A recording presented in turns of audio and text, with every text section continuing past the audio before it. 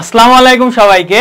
আজকে engineering admission ক্লাসে সবাইকে আমি জানাচ্ছি স্বাগতম। আমি তোমাদের সালিম সাদমান সিয়াম ভাইয়া তোমাদের সাথে চলে আসলাম আবারও একটা ইঞ্জিনিয়ারিং অ্যাডমিশন ক্লাস নিয়ে।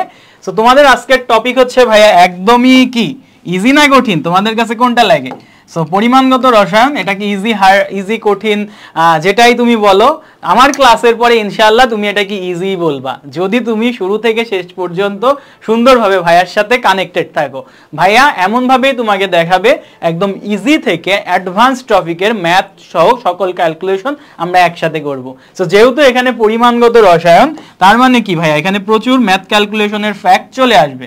সো যেহেতু ভাইয়া ম্যাথ ক্যালকুলেশনের ফ্যাক্টটা চলে আসে, আমরা অবশ্যই ক্যালকুলেটর খাতা কলম নিয়ে বসে যাব। এখানে আমরা প্রচুর প্র্যাকটিস করব, তার সাথে কনসেপ্টটা একদমই ক্লিয়ার রাখবো যাতে তোমার কোনো রকম জায়গায় তুমি না আটকাও। এবং ইঞ্জিনিয়ারিং যেহেতু এমসিকিউ গুলোতে আর একটু ফাস্ট হইতে হবে, ক্যালকুলেটর দিয়ে করবো।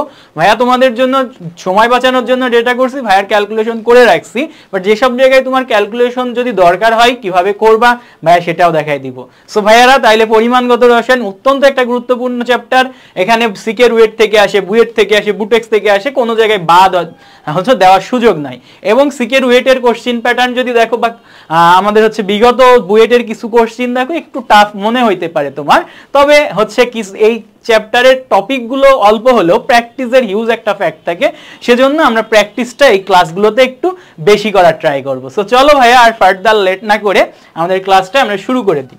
সো আমাদের ক্লাসের ফার্স্টে দেখো আমরা প্রচুর ম্যাথ করবো, তো দ্যাটস মিন আমাদের ম্যাথ করতে গেলে কি লাগে, আমাদের হচ্ছে পারমাণবিক ভর জানা লাগে। কোনো একটা মৌলের পারমাণবিক ভর দেখে চটাস চটাস করে বলতে হবে। সো দেখো আমি সেই জন্য তোমাদের ছোটবেলা থেকেই শিখে আসছো, বাট ছক একটা রাখছি, সেটা হচ্ছে দেখো হাইড্রোজেন থেকে শুরু করে এই পাশে ব্রোমিন বা হচ্ছে এখানে লেড আছে, এগুলো প্রত্যেকের যেগুলো লাগে সেগুলো আমরা এখানে অ্যাড দিছি। সো তারপর আমরা একটু দেখি হাইড্রোজেনের কি ভাইয়া 1, কার্বনের কত 12, নাইট্রোজেনের কত 14, অক্সিজেনের 16, সোডিয়ামের 23, এগুলো মুখস্থ আমাদের, ম্যাগনেসিয়ামের 24, aluminium 27, phosphorus 31, sulphur 32, chlorine 35.5, potassium 39 বা 39.1, ক্যালসিয়াম 40, ক্রোমিয়াম 52। এই জিনিসটা আমরা মাঝে মাঝেই ভুলে যাই, ঠিক আছে?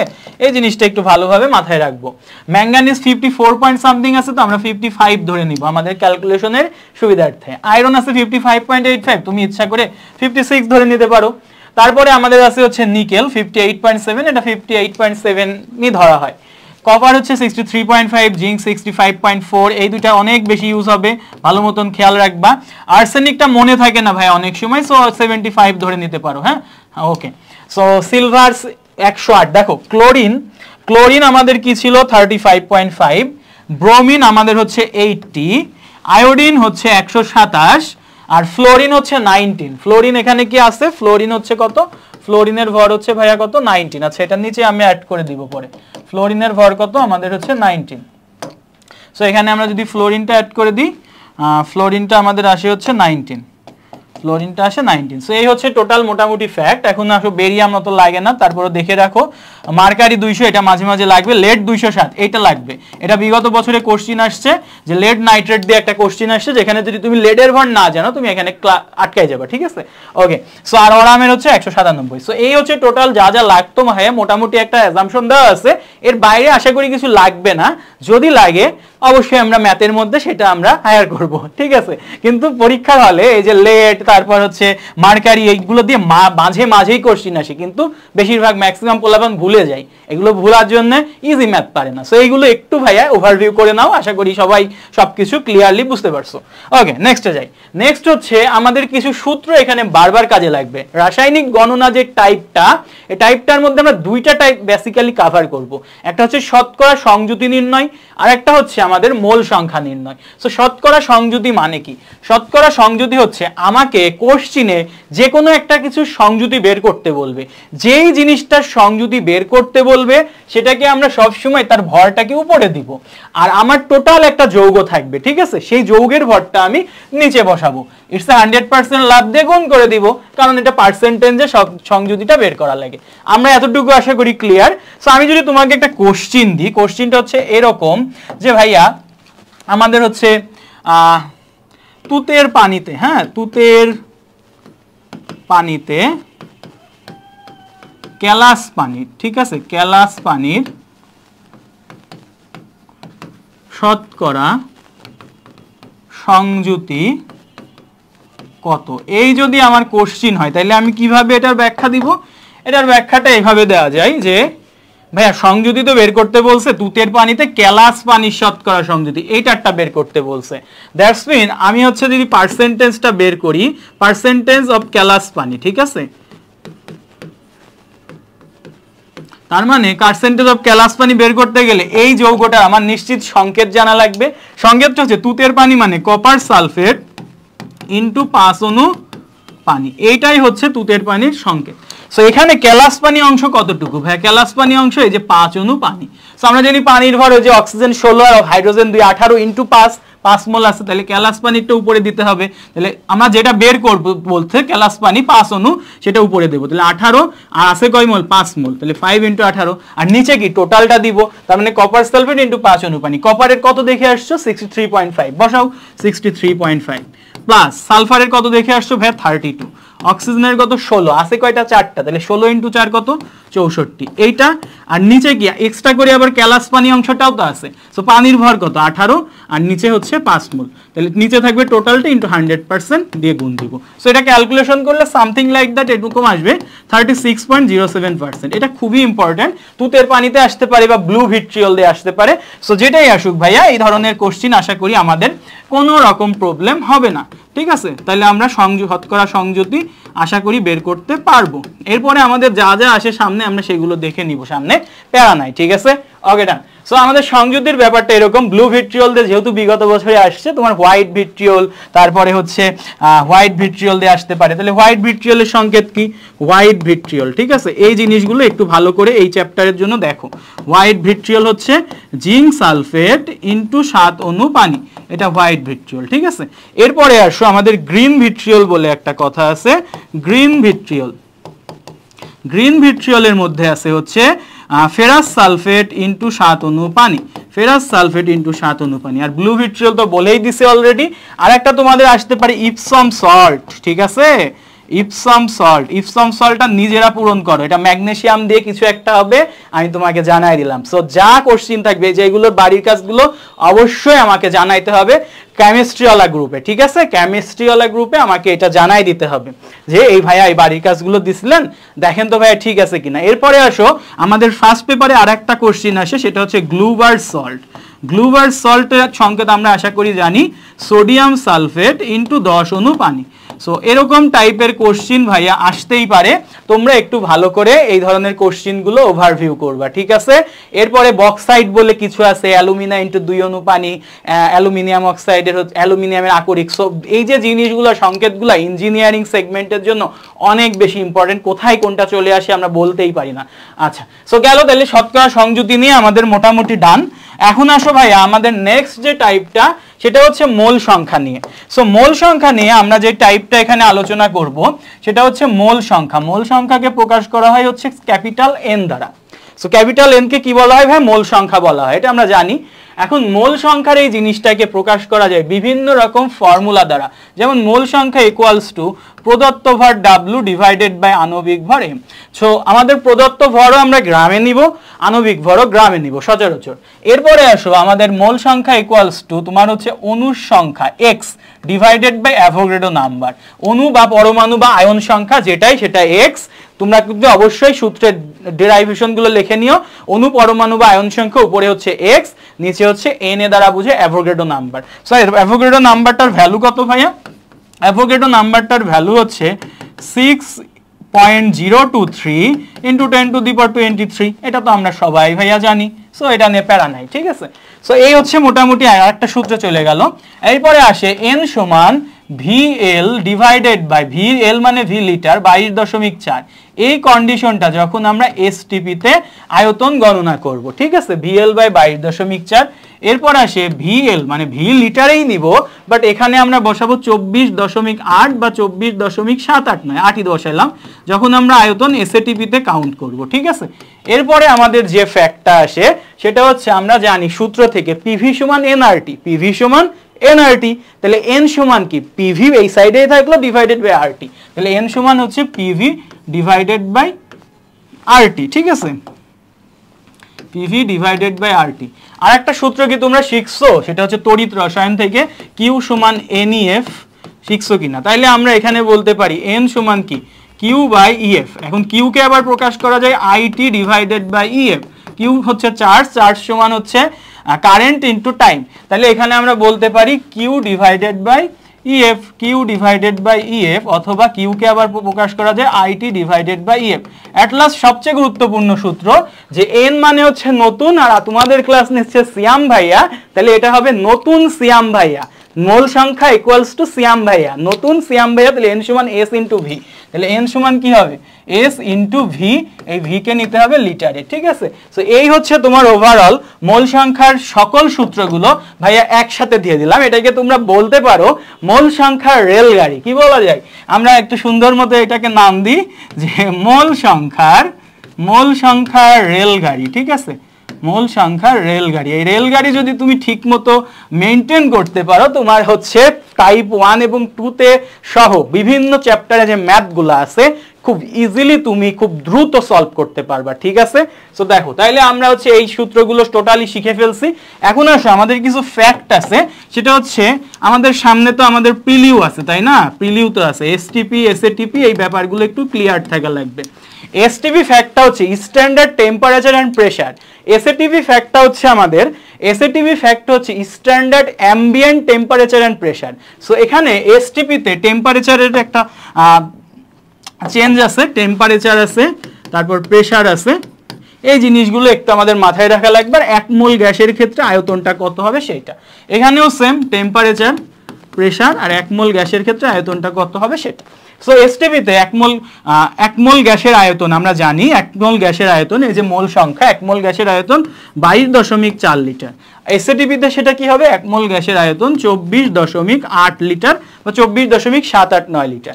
এসটিপিতে বলা হয়, এসটিপিকে বলা হয় হচ্ছে এসটিপিতে বলা হয় হচ্ছে স্ট্যান্ডার্ড টেম্পারেচার এন্ড প্রেসার, তো মানে আদর্শ তাপমাত্রা ও চাপ।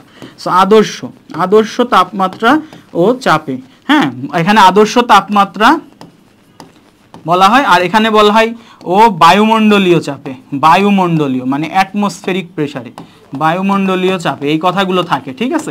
আদর্শ কথা থাকলে এসটিপি, এবং এসটিপি থাকা মানে 0 ডিগ্রি সেন্টিগ্রেড। আর এসএটিপি মানে অ্যাম্বিয়েন্ট কথাটা দ্বারা আসলে বোঝায় রুম টেম্পারেচার বা কক্ষ অথবা রুম টেম্পারেচার ব্যাপারটা বোঝায়, ঠিক আছে? তার মানে রুম টেম্পারেচার কত সচরাচর এখন না 25 ডিগ্রি সেন্টিগ্রেড।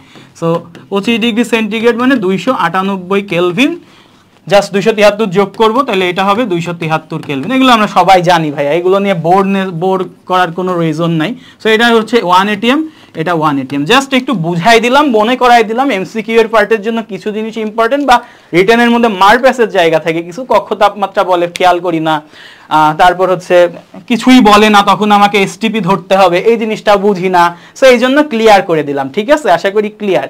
ওকে, সো তাহলে আমাদের এই সূত্রগুলো টোটালি ডান। সূত্রের ক্ষেত্রে কিছু জায়গায় একটু সতর্ক থাকা লাগবে।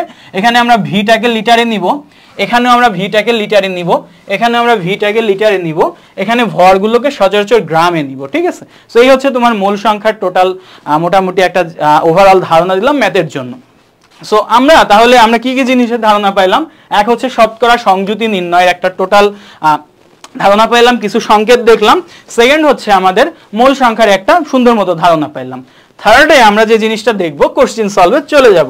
সো কোশ্চেন সলভে যদি আমরা যাই, আমি তোমাদের জন্য যেটা করছি ভাইয়া, তোমাদের জন্য আমি আগে থেকে ক্যালকুলেশনের পার্টটা ইজি করছি, বাট তোমরা যেটা করবা, তোমরা হচ্ছে এখানে অবশ্যই ক্যালকুলেটর নিয়ে বসবা, ক্যালকুলেটর নিয়ে বসো, ভাইয়ের সাথে সাথে সলভ করবা, ভাইয়া যেটা বলবে অবশ্যই সলভ করবা। এটা লাইভ ক্লাস হইলে হয়তো তোমাকে আমি তোমার কাছে অ্যান্সার নিতাম, বাট আমরা তোমাকে হচ্ছে টাইম বাঁচায় সুন্দর মতো ক্লাস প্রোভাইড করার ট্রাই করতেছি, তাই আমি তোমাকে টাইমটা বাঁচানোর ট্রাই করতেছি। কিন্তু এই না যে তুমি এটা হচ্ছে প্র্যাকটিস করবা না, অবভিয়াসলি প্র্যাকটিস করবা।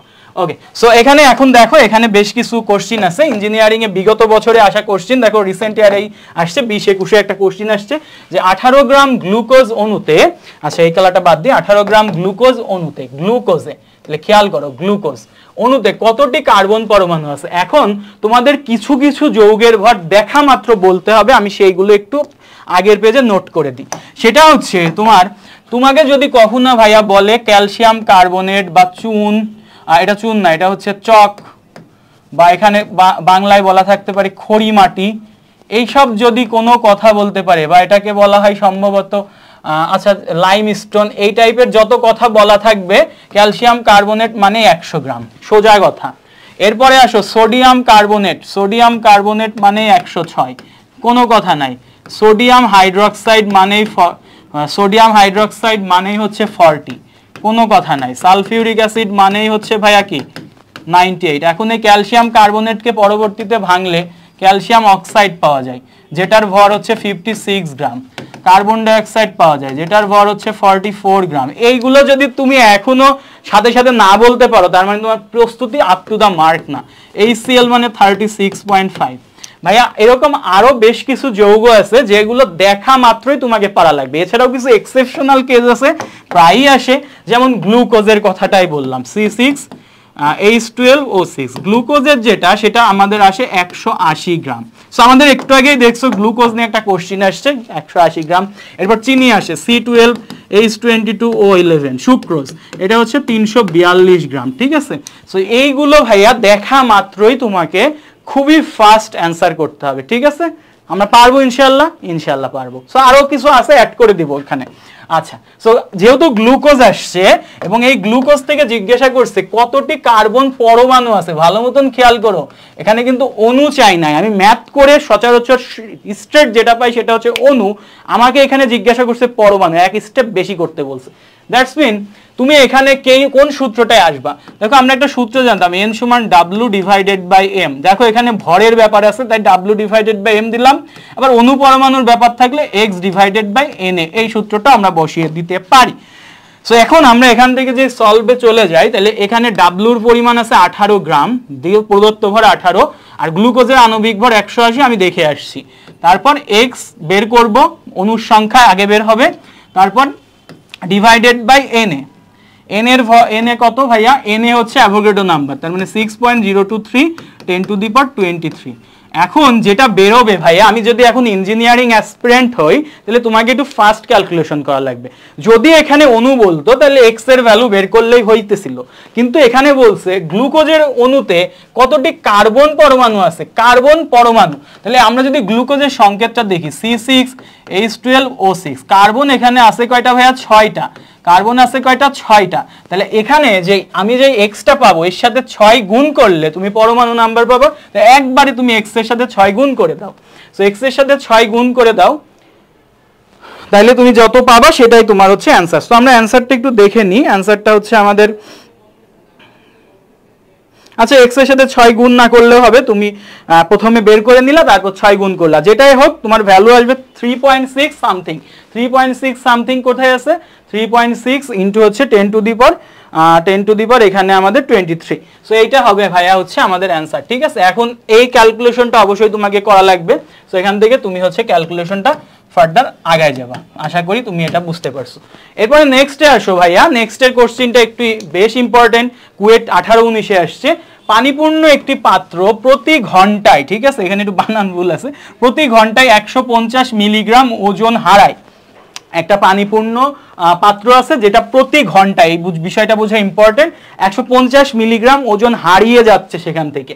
প্রতি সেকেন্ডে পাত্রটি থেকে কতটি জলীয় বাষ্পের অণু সৃষ্টি হয়? ভাইয়া এই জায়গায় আর একটা বিষয় আছে, জলীয় বাষ্প। জলীয় বাষ্প মানে কতটি পানির অণু সৃষ্টি হয়, এই জিনিসটা জানতে চাওয়া হয়েছে। সো এখন আমরা যদি একটু খেয়াল করি যে আমাদের প্রতি ঘন্টায় 150 মিলিগ্রাম ওজন সে হারাচ্ছে। সো প্রতি ঘন্টায় 150 মিলিগ্রাম, ভাইয়া আমি বলছিলাম সবকিছু গ্রামে নিয়ে যাইতে, তারপর আবার অণু সৃষ্টি করতে বলছে, তার মানে অণু পরমাণুর সংখ্যা, তার মানে সূত্র এইটাই। সূত্র হচ্ছে N = W/M = X/Na। তাহলে এখানে ডাব্লুর ভ্যালুটা, এখান থেকে আমাদের যেটা বের করতে হবে কতটি জলীয় বাষ্পের অণু সৃষ্টি হয়, দ্যাটস মিন এক্স এর ভ্যালু। তাহলে আমরা এক্সটাকে এক সাইডে নিয়ে আসি। সো এক্স এর ভ্যালুটা আমাদের কি হবে? এক্স এর ভ্যালুটা হবে আমাদের এরকম, দেখো ভাইয়া, এক্স এর ভ্যালুটা আমাদের দাঁড়ায় হচ্ছে W/M × Na। তো চলো আমরা এই সাইডে সে ভ্যালুটা বসাই দিই। তাহলে আমাদের W/M, ডাব্লুর ভর কত? 150 মিলিগ্রাম। সো 150 মিলিগ্রাম, তাহলে আমি এটাকে গ্রামে নিব। তাহলে 150 মিলিগ্রাম থেকে গ্রামে নিতে গেলে কি করতে হয়, উপরের দিকে যেতে হয় 3 ঘর, তাই 1000 10⁻³ দিয়ে গুণ করব, 10⁻³। হ্যাঁ, এটা দিয়ে গুণ করব। আর নিচে হচ্ছে m আণবিক ভর, তাহলে গ্রামে নিতে পারবো পানির 18 জলীয় বাষ্প ইন্টু Na, মানে 6.023 10⁻23। সো ভাইয়া এখান থেকে দেখো তো কত আসে, তোমরা ক্যালকুলেশন করো, আমি হচ্ছে দেখি। এখান থেকে আমাদের ভ্যালুটা ভাইয়া আসবে, হচ্ছে 1.394 ইন্টু 10⁻18, 1.394 ইন্টু 10⁻18। সো 10⁻18 কোনটা আছে, 394 মানে 395। সো এইটাই আমাদের আসবে হচ্ছে অ্যান্সার, ঠিক আছে। সো এইটাই আমাদের অ্যান্সার। আশা করি ভাইরা বুঝতে পারছি, এই দুইটাই হচ্ছে আমাদের সেই ইজি মোল সংখ্যার ম্যাথ। এবার বলছে 252 মিলিগ্রাম, এইটাও মিলিগ্রাম। আচ্ছা, দানাদার অক্সালিক অ্যাসিডে কতটি অক্সিজেন পরমাণু আছে? সো তোমরা এখানে যে ভুলটা করো, কুয়েট 17-18 আসছে অক্সালিক অ্যাসিড দেখে আমরা জাস্ট অক্সালিক অ্যাসিড মানে কি, হুক্কু ভাইয়া, হুক্কু তাই না? অক্সালিক অ্যাসিড মানে কি HOOC COOH। তবে অক্সালিক অ্যাসিডের সাথে যে 2 অণু করে এক্সট্রা পানি থাকে, এই জিনিসটা কি আমরা জানি? ইঞ্জিনিয়ারিং এ এই বিষয়গুলো আসে। সো এখানে এক্সট্রা 2 অণু ক্যালাস পানি মিশ্রিত থাকে। তার মানে এটাকে যদি আমরা সুন্দর মতো লিখি অক্সালিক অ্যাসিডটাকে, এটা আসে হচ্ছে আমাদের এরকম যে H2C2O4, এটা আমাদের আসে দানাদার অক্সালিক অ্যাসিডের ব্যাপারটা আসে এরকম যে H2C2O4 ইন্টু 2 অণু পানি। সো এখান থেকে তুমি যদি ভরটা টোটাল হিসাব করো, তুমি একটু ভরটা টোটাল হিসাব করে দেখবা, টোটাল ভরটা আসে 252, সরি টোটাল ভরটা 252 আসে না, এখানে 252 মিলিগ্রাম বলা আছে। সো টোটাল ভরটা কত আসে আমরা একটু দেখবো, 126 গ্রাম, 126 গ্রাম। এমনিতে আসে 90, পানিরটুকু বাদে আর এটুকু 36, 126 গ্রাম। আমাকে বলছে কতটি অক্সিজেন পরমাণু আছে। আবারও খেয়াল করো, আমাকে কিন্তু পরমাণুর কথা জিজ্ঞাসা করছে, তার মানে ফার্স্ট ম্যাথের মতো, বুঝছো? যেটা পাবো ওটাকে তুমি অক্সালিক অ্যাসিডে অক্সিজেন কয়টা আছে সেটা দিয়ে গুণ করে দেব। সো আমরা যদি একটু ক্যালকুলেশনে চলে যাই আবারও, তাহলে এখানে আমাদের কি আসে, n = W/m divided by x/na। So তোমরা দেখছো বারবার যেহেতু তোমার x মানে অনুসংখ্যার ম্যাথগুলো বারবার আসছে, তুমি সূত্রটা একদম মুখস্থ রাখবা। x সমান কি, প্রদত্ত ভর বাই আণবিক ভর ইনটু অ্যাভোগাড্রো নাম্বার। তাহলে আমরা x সমান কি পাবো, প্রদত্ত ভর কত ভাইয়া, প্রদত্ত ভর হচ্ছে 252 মিলিগ্রাম, মিলিগ্রামে তো নিতে পারবো না, গ্রামে নিয়ে যাব। ভাই আণবিক ভর কত, 126, অনেকে 90 বসাবে কারণ 2 অণু পানি হিসাব করবে না, ইনটু কত ভাইয়া অ্যাভোগাড্রো নাম্বার 6.023 ইনটু 10⁻23। সো এখান থেকে যে ভ্যালুটা আমরা পাবো এটাকে আবার কত দিয়ে গুণ করব ভাইয়া, অক্সালিক অ্যাসিডে অক্সিজেন পরমাণুর সংখ্যা কত, অক্সিজেন হচ্ছে 4 আর এদিকে হচ্ছে 2, 6, একটা 6 দিয়ে এখানে আবার গুণ করা লাগবে। সো আলটিমেটলি তোমার ভ্যালুটা আসবে, তোমরা অবশ্যই ক্যালকুলেটর চাপো, আমার সাথে ক্যালকুলেটরে অবশ্যই সলভ করবা। সো এখানে যে ভ্যালুটা আসবে ভাইয়া সেটা আসবে হচ্ছে 7.2 ইন্টু 10⁻21, 7.2 ইন্টু 10⁻21টি। সো আমাদের এই যে এখানে ভ্যালুটা আছে 7.2 ইন্টু 10⁻23, বোঝা গেছে? সো ভাইয়া আমরা ফার্স্ট স্লাইড থেকে এটা বুঝলাম যে আমাদের অণু পরমাণুর সংখ্যা নির্ণয় করা খুবই ইম্পর্টেন্ট। ইঞ্জিনিয়ারিং এ অণুর থেকে পরমাণু বেশি দেয়, কারণ পরমাণুর জিনিসটার জন্য আরো এক্সট্রা এক ধাপ করে আসা লাগে। পোলাপান যখন অনেক বেশি হচ্ছে কি বলবো এক্সাইটমেন্টে থাকে, অনেক বেশি তাড়াহুড়োর মধ্যে থাকে, এই জিনিসটাই ভুল করে। সো তুমি দেখো এই 6 দ্বারা গুণ বাদেও কিন্তু একটা অপশন মিলে যাবে তোমার এখানে, সেটা কিন্তু অপশনে হয়তো দেওয়া আছে, ঠিক আছে? আচ্ছা, সো নেক্সটে আমরা চলে যাই। আমাদের বলছে এই ম্যাথটা বেশ ইম্পর্টেন্ট। দেখো বেশি ঝামেলাপূর্ণ ম্যাথ কিন্তু কুয়েট সাহেব দিয়ে থাকেন। হ্যাঁ, কুয়েটের ম্যাথগুলো একটু ঝামেলাপূর্ণ হয় কেমিস্ট্রির ক্ষেত্রে, এখন আবার বুটেক্স সেটা করতেছে। তো চলো এইটার ম্যাথটা যদি আমরা সলভ করি, মৌলে নিউট্রনের ভর কত। আমাকে দেখো একটা কার্বনের আইসোটোপ দিয়ে দিছে, কার্বন 14, হ্যাঁ 10 মিলিগ্রাম আবার বলে দিছে, বলছে এই মৌলের নিউট্রনের ভর কত। আচ্ছা, অনেক কিন্তু কাহিনী আছে, আস্তে আস্তে চল শুরু করি। সো এখন যেহেতু আমার একটা ভর দেওয়া আছে, তাহলে আমরা মোল সংখ্যা এখান থেকে বের করতে পারি, W/m। সো প্রদত্ত ভর 10 মিলিগ্রাম, তাহলে 10 ইন্টু 10⁻³ গ্রামে নিলাম। আর আমার আণবিক ভর কার্বনের ক্ষেত্রে কত, কার্বনের ক্ষেত্রে তুমি হচ্ছে আণবিক ভর তুমি এমনিতে 12 বসায় দিতে পারো, কিন্তু এইখানে যদি আমরা একটু খেয়াল করি, আমাদের এখানে একটা সংকেত দেওয়া আছে, এই সংকেতে কার্বনের ভর মাথার উপর কোনায় বলা আছে 14 গ্রাম। তাহলে এখান থেকে তুমি একটা মোল সংখ্যা পাবা। সে মোল সংখ্যাটা চলো আমরা হচ্ছে বলে দিই তোমাকে। মোল সংখ্যাটা আছে 7.1428, 7.1428 ইন্টু 10⁻⁻4 মোল, এত মোল আসতেছে, ঠিক আছে। এখন কাহিনী হচ্ছে তোমার নিউট্রনের ভর বের করতে বলছে। সো এই যে কার্বনটা দেওয়া আছে এটার প্রোটন নাম্বার তো চেঞ্জ হয় নাই, 6ই আছে, আর ভর সংখ্যা 14, তাহলে নিউট্রন মানে কি ভর মাইনাস প্রোটন। তাহলে আমরা এখান থেকে যদি এই কার্বনের নিউট্রন নাম্বারটা বের করি তাহলে এখানে কত আসবে 14 - 6, তাহলে এটা আসবে হচ্ছে 8। এখন তোমরা নিশ্চয় জানো একটা নিউট্রনের ভর এতটা নিউট্রনের ভর কত করা যায়, কিন্তু এখানে এত মোল আছে। এখন প্রশ্ন হচ্ছে ভাইয়া আমরা প্রথমে ক্লাসের শুরুতেই পড়ছি 1 মোলে আমার হচ্ছে পরমাণু থাকে অ্যাভোগাড্রো নাম্বার, এখানে কার্বনের মোল সংখ্যা হচ্ছে এত মোল, তাহলে এই কার্বনের এই মোলে কতটুকু অণু থাকবে সেটা বের করা লাগবে। সো তাহলে আমরা একটা কাজ করি, আমরা হচ্ছে ভর অফ নিউট্রন একবারে বের করতে যাই, আমি একটু ধাপে ধাপে তোমাকে বুঝাই দিচ্ছি যে আমার 1 মোলে থেকে অ্যাভোগাড্রো নাম্বার সংখ্যক পরমাণু অণু, তাহলে এত মোলে কতটুকু থাকবে, এর সাথে অ্যাভোগাড্রো নাম্বার গুণ হবে, তাহলে 7.1428 ইন্টু 10⁻⁴, এটা এত মোল, তাহলে 1 মোলে অ্যাভোগাড্রো, তাহলে এত মোলে থাকবে, অ্যাভোগাড্রো দিয়ে গুণ হবে। আবার এই প্রতিটাতে 8টা করে নিউট্রন আছে, তাহলে ইন্টু 8। এখন আবার নিউট্রনের ভর বের করতে বলছে, একটা নিউট্রনের ভর কত সেটা দিয়ে আবার তাহলে গুণ করা লাগবে। একটা নিউট্রনের ভর হচ্ছে 1.675 ইন্টু 10⁻⁻, কত ছিল ভাইয়া 10⁻20। আমরা কিসে বের করব, কেজিতে বের করতে বলছে আমাদের, না কেজিতে বের করতে বলছে। সো আমরা ফার্স্ট অফ অল গ্রামে বের করতে পারি, সেটাকে কেজিতে নিতে পারি, বা আমরা ডিরেক্ট হচ্ছে কেজিতে চলে যাইতে পারি, ঠিক আছে। সো তোমরা যে কাজটা করো ডিরেক্ট আমরা হচ্ছে কেজিতে চলে যাই, কারণ আলটিমেটলি গ্রাম থেকে আবার কেজিতে যাওয়া লাগবে। সো প্যারা নাই, তাহলে 10⁻27, তাহলে একবারে কেজিতে বেরোয় যাবে। সো এটার অ্যান্সার কত আসে ভাইয়াকে একটু গুণ করে জানাই দাও, আমিও তোমাদের জানাই দিচ্ছি। সেটা হচ্ছে ভাইয়া 5.76 ইন্টু 10⁻⁻6, এটা গ্রামও আছে কেজিও আছে, ঝামেলাটা এই জায়গায় তোমরা পড়বা। সো আমরা দেখো এখানে ভরটা কিসে বসাইছি ভাইয়া, কেজিতে, দ্যাটস মিন আমাদের 5.76 ইন্টু 10⁻6 কেজি, 5.76 ইন্টু 10⁻6 কেজি, ঠিক আছে। ওই দেখো ওই গ্রামেও কিন্তু অ্যান্সারটা আছে। সো একটু সতর্ক থাকা লাগবে, একটু মাথা খাটানো লাগবে, খুব এটা কঠিন না, ইজি ম্যাথ। এবার দেখো কার্বন, হাইড্রোজেন, অক্সিজেন দ্বারা গঠিত জৈব যৌগে কার্বনের পরিমাণ দেওয়া আছে, হাইড্রোজেনের পরিমাণ দেওয়া আছে, বাকি অংশ আছে হচ্ছে অক্সিজেন। যৌগটির বাষ্প ঘনত্ব 30 দেওয়া আছে, আণবিক সংকেত নির্ণয় করতে বলছে। 9-10 এর খুবই একটা জনপ্রিয় টাইপ। সো এই টাইপটা রুয়েটের খুবই পছন্দ, রুয়েট বিগত বছরগুলোতে বেশ কিছুবার এই টাইপ থেকে ম্যাথ করছে।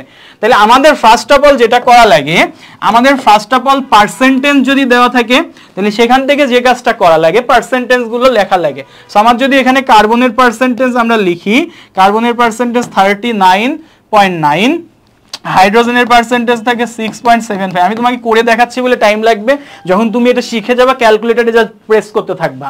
আর বাকি অংশ কি আছে, অক্সিজেন আছে, তাহলে বাকি অংশ অক্সিজেন তাহলে কতটুকু হয়, মোট আমার কার্বন, হাইড্রোজেন, অক্সিজেন মিলে 100% হওয়া লাগবে। তাহলে এই দুইটা মিলে যতটুকু আছে আমরা একটু দেখি, তাহলে মোট 100, তার এই দুইটা মিলে আছে কত 39.9 প্লাস 6.75। সো এই দুইটা, তাহলে এই দুইটা 100 থেকে বাদ দিলে অক্সিজেনের পরিমাণটা তুমি পেয়ে যাবা। সো অক্সিজেনের পরিমাণটা ভাইয়া আমার হবে 53.35, ঠিক আছে। সো আমাদের এটা আসবে 53.35%। এখন যেটা করা লাগে, এরপরে করা লাগে যার যার পারমাণবিক সংখ্যা দ্বারা, পারমাণবিক সংখ্যা না ভর, তোমরা এটা আমাকে একটু জানাবা যে ভাইয়া এখানে পারমাণবিক সংখ্যা দ্বারা ভাগ করা লাগে না ভর দ্বারা ভাগ করা লাগে। আমরা এই জায়গাটা প্রচুর ভুল করি, হ্যাঁ, পারমাণবিক সংখ্যা দ্বারা ভাগ করবে না ভর দ্বারা ভাগ করবে। এখন দেখো তুমি এখানে একটা আণবিক সংকেত নির্ণয় করতে যাচ্ছ, আণবিক সংকেতে একটা আণবিক ভর থাকে না। সো আমরা আণবিক ভর এই জিনিসগুলোর সাথে ভরের সাথে রিলেশন করতেছি, নট পারমাণবিক সংখ্যা। দ্যাটস মিন আমরা এখানে কি করব, পারমাণবিক ভর দ্বারা ভাগ করব। তো 39.9 অনেকে করবে কি 6 দ্বারা ভাগ করবে, আমরা করব 12 দ্বারা ভাগ। আমরা তো সিয়াম বের ক্লাস করছি, 6.75 ডিভাইডেড বাই 1, আর অক্সিজেনের 53.35 ডিভাইডেড বাই কত ভাই 8 না 16। সো এটা করলে এটা সম্ভবত 3 পয়েন্ট সামথিং আসবে, এটাও 3 পয়েন্ট সামথিং আসবে, এটা 6.75 আসবে। সো আমরা একটু দেখি, আমাদের এটা আসবে হচ্ছে 3.325, 325, এটা আসবে 6.75, এটা আসবে 3.325। এর পরের কাজ হচ্ছে, এটা কিন্তু রিটেনের জন্য ইম্পর্টেন্ট, আমি এমসিকিউ এর মধ্যে করাই দিচ্ছি, পরের টাইপে এইটাই রিটেন আছে, আমি আর দেখাবো না। আচ্ছা, তার মানে প্রথম ধাপ হচ্ছে পারমাণবিক ভর দ্বারা ভাগ করলাম। এইবার যে সংখ্যাগুলো পাইলাম তার মধ্যে সবচেয়ে ছোট ভাগফল দ্বারা আবার ভাগ করব দুকে। সবচেয়ে ছোটকে 3.325। সো আমরা যখন 3.325 কে 3.325 দ্বারা ভাগ করব, 3.325 ডিভাইডেড বাই 3.325, তাহলে এটা আসবে 1, এটা আসবে জাস্ট 2, এটা আসবে জাস্ট 1। তাহলে দেখো আমার কার্বন, হাইড্রোজেন আর অক্সিজেনের রেশিও কত? কার্বন, হাইড্রোজেন আর অক্সিজেনের রেশিও হচ্ছে ভাইয়া 1:2:1। তার মানে আমরা যদি একটু খেয়াল করি, আমাদের carbon is to hydrogen is to oxygen আমাদের দাঁড়াচ্ছে হচ্ছে 1:2:1। দ্যাটস মিন এটার হচ্ছে আমাদের ফার্স্ট অফ অল বের হয়, ফার্স্ট অফ অল আমাদের আণবিক সংকেত বের হয় না, আমাদের ফার্স্ট অফ অল স্থূল সংকেত বের হয়। তাহলে এটার স্থূল সংকেত হচ্ছে, জাস্ট পাশাপাশি লিখে দিতে হবে, কার্বন একটা, হাইড্রোজেন দুইটা, অক্সিজেন একটা, এটা তার হচ্ছে স্থূল সংকেত। ঠিক আছে, এটা তোমরা লিখে নাও। এখন স্থূল সংকেতের সাথে তুমি যদি n গুণ করো তখন তুমি পাও আণবিক সংকেত। তাহলে এই যৌগটার আণবিক সংকেত কি হবে? আণবিক সংকেত হবে স্থূল সংকেত যেটা আছে এটার সাথে জাস্ট একটা n গুণ করা লাগবে। ঠিক আছে, n গুণ করা লাগবে। তার মানে আমরা যদি একটু এই সাইডে আসি, এই সাইডে যদি একটু আসি, এই সাইডে আমরা একটু খেয়াল করি যে আমাদের আণবিক সংকেত আছে মানে কি, তার আণবিক ভর আছে। আণবিক ভর তো এখানে দেয় নাই ভাইয়া, দিছে কি জানো? দিছে হচ্ছে বাষ্প ঘনত্ব। বাষ্প ঘনত্ব আর আণবিক ভরের একটা সম্পর্ক হচ্ছে আণবিক ভর ইকুয়ালস টু 2 ইন্টু বাষ্প ঘনত্ব। মানে বাষ্প ঘনত্ব যত দেওয়া থাকবে আণবিক ভর হবে তার 2 গুণ। তার মানে এখানে বাষ্প ঘনত্ব আছে 30, আণবিক ভর হবে 60। তার মানে এই আণবিক সংকেত ইকুয়ালস টু আমরা লিখবো CH2O into n equals to, আর আণবিক ভর হবে কত? বাষ্প ঘনত্ব 30 ইন্টু 2 মানে 60। এখন আমরা কি করব? কার্বনের ভরটা বসাবো 12, আছে কয়টা? একটা, আর লিখলাম না। হাইড্রোজেনের ভর 1, আছে কয়টা? দুইটা, তাহলে 2। অক্সিজেন কত? 16, একটাই আছে, তাহলে 16 ইন্টু হচ্ছে n ইন্টু 60। তাহলে এখান থেকে আমাদের আসবে n এর ভ্যালু কত?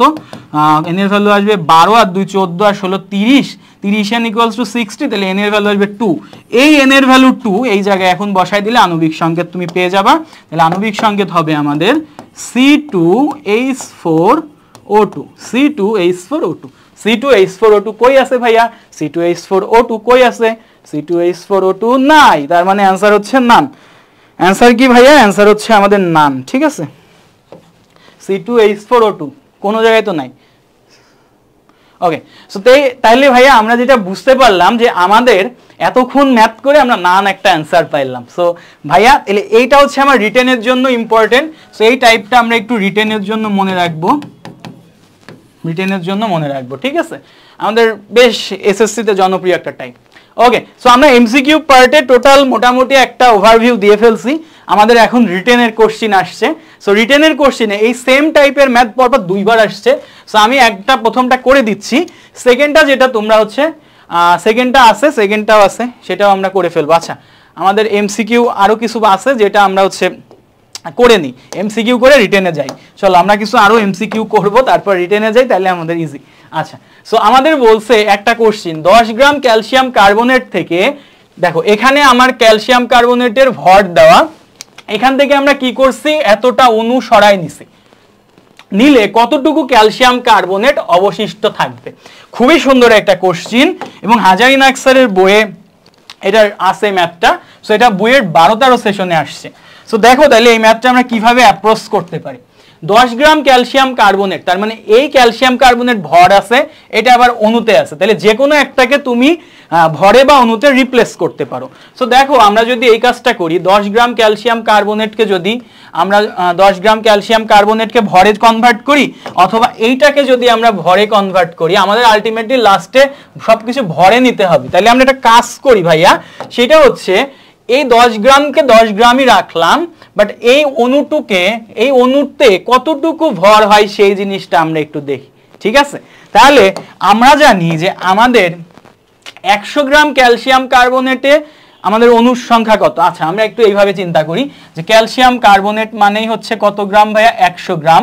আর 100 গ্রাম মানেই হচ্ছে 1 মোল, 1 মোল মানেই হচ্ছে অ্যাভোগাড্রো নাম্বার। তাহলে 6 × 10⁻23টা অণু। তার মানে 6 × 10⁻23 এই অণুটুকের ভর হচ্ছে 100 গ্রাম। তাহলে এই অণুটুকুর ভর কত? তাহলে আমরা যদি একটা কাজ করি 6.02 6 × 10⁻23 বা 023 এটার ভর 100 গ্রাম, তাহলে এই অণুটুকুর ভর কত আমরা একটু বের করব।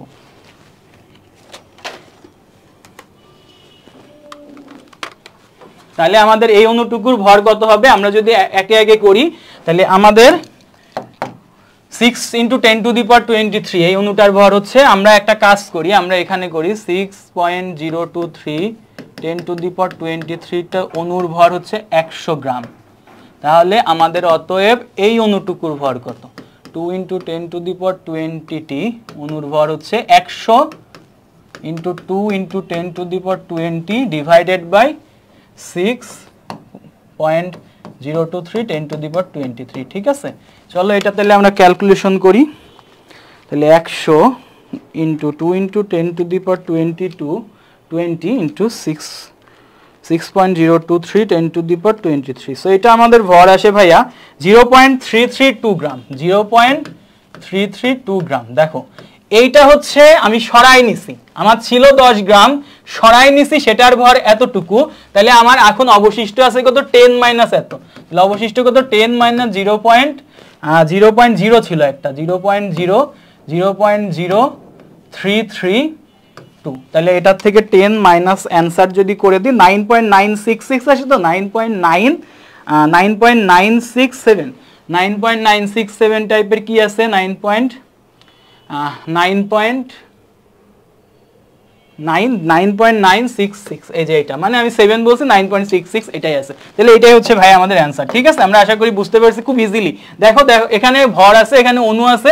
সো আমরা কি করলাম, এই অণুটাকে ভরে কনভার্ট করলাম, এটা আমি সরাই নিছি, তার মানে এটা আমার ছিল, এটা সরাই নিছি। তাহলে বর্তমানে অবশিষ্ট আছে কতটুকু মাইনাস করে দিব।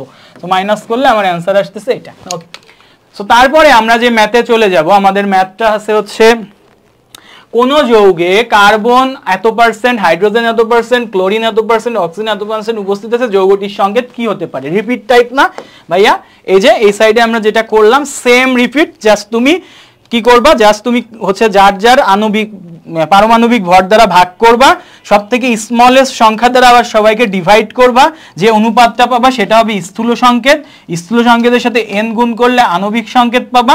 আণবিক সংকেতের একটা আণবিক ভর বা বাষ্প ঘনত্ব দেওয়া থাকবে, আণবিক ভরে কনভার্ট করে n এর ভ্যালু বের করে এখানে বসাই দিবা। সো এগুলো খুব আগে আসতো, এখন রিসেন্ট খুব কম আসে, বাট আমাদের ইম্পর্টেন্ট টাইপ করতে হবে। সো এটা তাইলে আমাদের ডান। হ্যাঁ, এটা ডান, এটা বাসায় নিজেরা প্র্যাকটিস করবা। এটা প্র্যাকটিস করে অবভিয়াসলি ভাইয়াকে কেমিস্ট্রিওয়ালাতে জানাই দিতে পারো। ঠিক আছে, স্ক্রিনশটটা নিবা, নিয়ে বলবা ভাই এটা বাড়ির কাজ ছিল। আচ্ছা, এরপরে আছে 0.20 গ্রাম হাইড্রোজেনের মধ্যে কি পরিমাণ হাইড্রোজেন অণু আছে? ভাই একটা কোশ্চিন দিলেন, এটা কোশ্চিন দিলেন, আমি হাইড্রোজেন অণুর সংখ্যা ডিরেক্ট বের করার সূত্র শিখাই দিয়েছিলাম। তো n অথবা x দ্বারা প্রকাশ করলে সেটা W/m into Avogadro number. So W কত ভাইয়া? W বলতেছে 0.20 গ্রাম। 0.20 হাইড্রোজেনের ভর কত ভাইয়া? হাইড্রোজেন হচ্ছে H2 মানে 2। আচ্ছা, আর অ্যাভোগাড্রো 6.023 10⁻23 যা আসবে তাই ভাইয়া। তাহলে আমরা করো, দেখো 0.2 ডিভাইডেড বাই 2 ইন্টু 6.023 10⁻23। সো এটা আমাদের আসবে 6.023 10⁻22 6.023 10⁻22। ওকে, এই কোশ্চেনটা কারা কারা পারে একটু দেখি। তোমাদের আমি টাইম দিতেছি, একটু টাইম দিতেছি ভাইয়া, এটা আগে প্র্যাকটিস করতে হবে। ইঞ্জিনিয়ারিং এ এই কোশ্চেনটা ইম্পর্টেন্ট। আমাকে বলছে যে 2,4,6 ট্রাইক্লোরোফেনল এর মধ্যে ক্লোরিনের শতকরা হার কত? আচ্ছা, 2,4,6 ট্রাইক্লোরোফেনলের মধ্যে ক্লোরিনের শতকরা হার কত? প্রশ্ন হচ্ছে আমি এটার সংকেত জানি কিনা, সংকেত না জানলে এটা আর পারবো না। সো আমাদের 2,4,6 ট্রাইক্লোরোফেনল, আমরা পিছন থেকে আসি। ফেনলের সংকেত আমরা কি জানি? ফেনলের সংকেত হচ্ছে এরকম, বেনজিনের মাথায় OH, এটার নাম ফেনল। সো এটা যদি 1 নাম্বার পজিশন, এটা 2, এটা 3, এটা 4, এটা 5, এটা 6, 2 নম্বরে একটা ক্লোরিন, 2 নম্বরে ক্লোরিন, 4 নম্বরে একটা ক্লোরিন, 4 নম্বরে একটা ক্লোরিন, 6 নম্বরে একটা ক্লোরিন, 6 নম্বরে একটা ক্লোরিন। তাই নাম হচ্ছে 2, 4, 6, 2,4,6 তিনটা ক্লোরিন, ট্রাইক্লোরো, এবং এটা ফেনল। সো এখন প্রশ্ন হচ্ছে ভাই এটা শতকরা হার মানে শতকরা সংযুতি বের করতে বলছে কার? ক্লোরিনের। ওকে, সো আমরা তাহলে এটা কি করব, এটা সংকেতটা কি দাঁড়াচ্ছে? আমি যদি আগে একটা বেনজিন রিং তো ছিল আগে, এটা কল্পনা করি, তাহলে এটা সংকেত হয় C6H6। এখন চিন্তা করো বেনজিন রিং থেকে কারা কারা সরছে? সোর্সে হচ্ছে 4 কোণায় 4টা জিনিস ঢুকছে, মানে 4 কোণা থেকে 4টা হাইড্রোজেন চলে গেছে। তার মানে এটা হয়ে গেছে কার্বন 6 কোণায় 6টাই আছে C6, আর এটা হয়ে গেছে H2 C6H2। এবার দেখো C6H2 তো হইছে, তার সাথে ক্লোরিন ঢুকছে কয়টা? 3টা। তাহলে ক্লোরিন হচ্ছে 3টা, এবং এর সাথে যেটা হইছে এইচ কোনটা এটা এইচ, আর এখানে একটা মাথার উপর OH ঢুকছে, তাহলে এটা হচ্ছে OH। তাহলে এটা টোটাল ভর তোমরা এখন হিসাব করো ভাইয়া, এটা টোটাল ভর হিসাব করলে আমি দেখি কত আসে, আমি ডিরেক্ট দেখাই দিই। এটা টোটাল ভর আসে ভাইয়া আমাদের, এটা টোটাল ভর আমাদের আসে হচ্ছে 197.5 গ্রাম, 197.5। সো এটা আমাদের 197.5 আসে।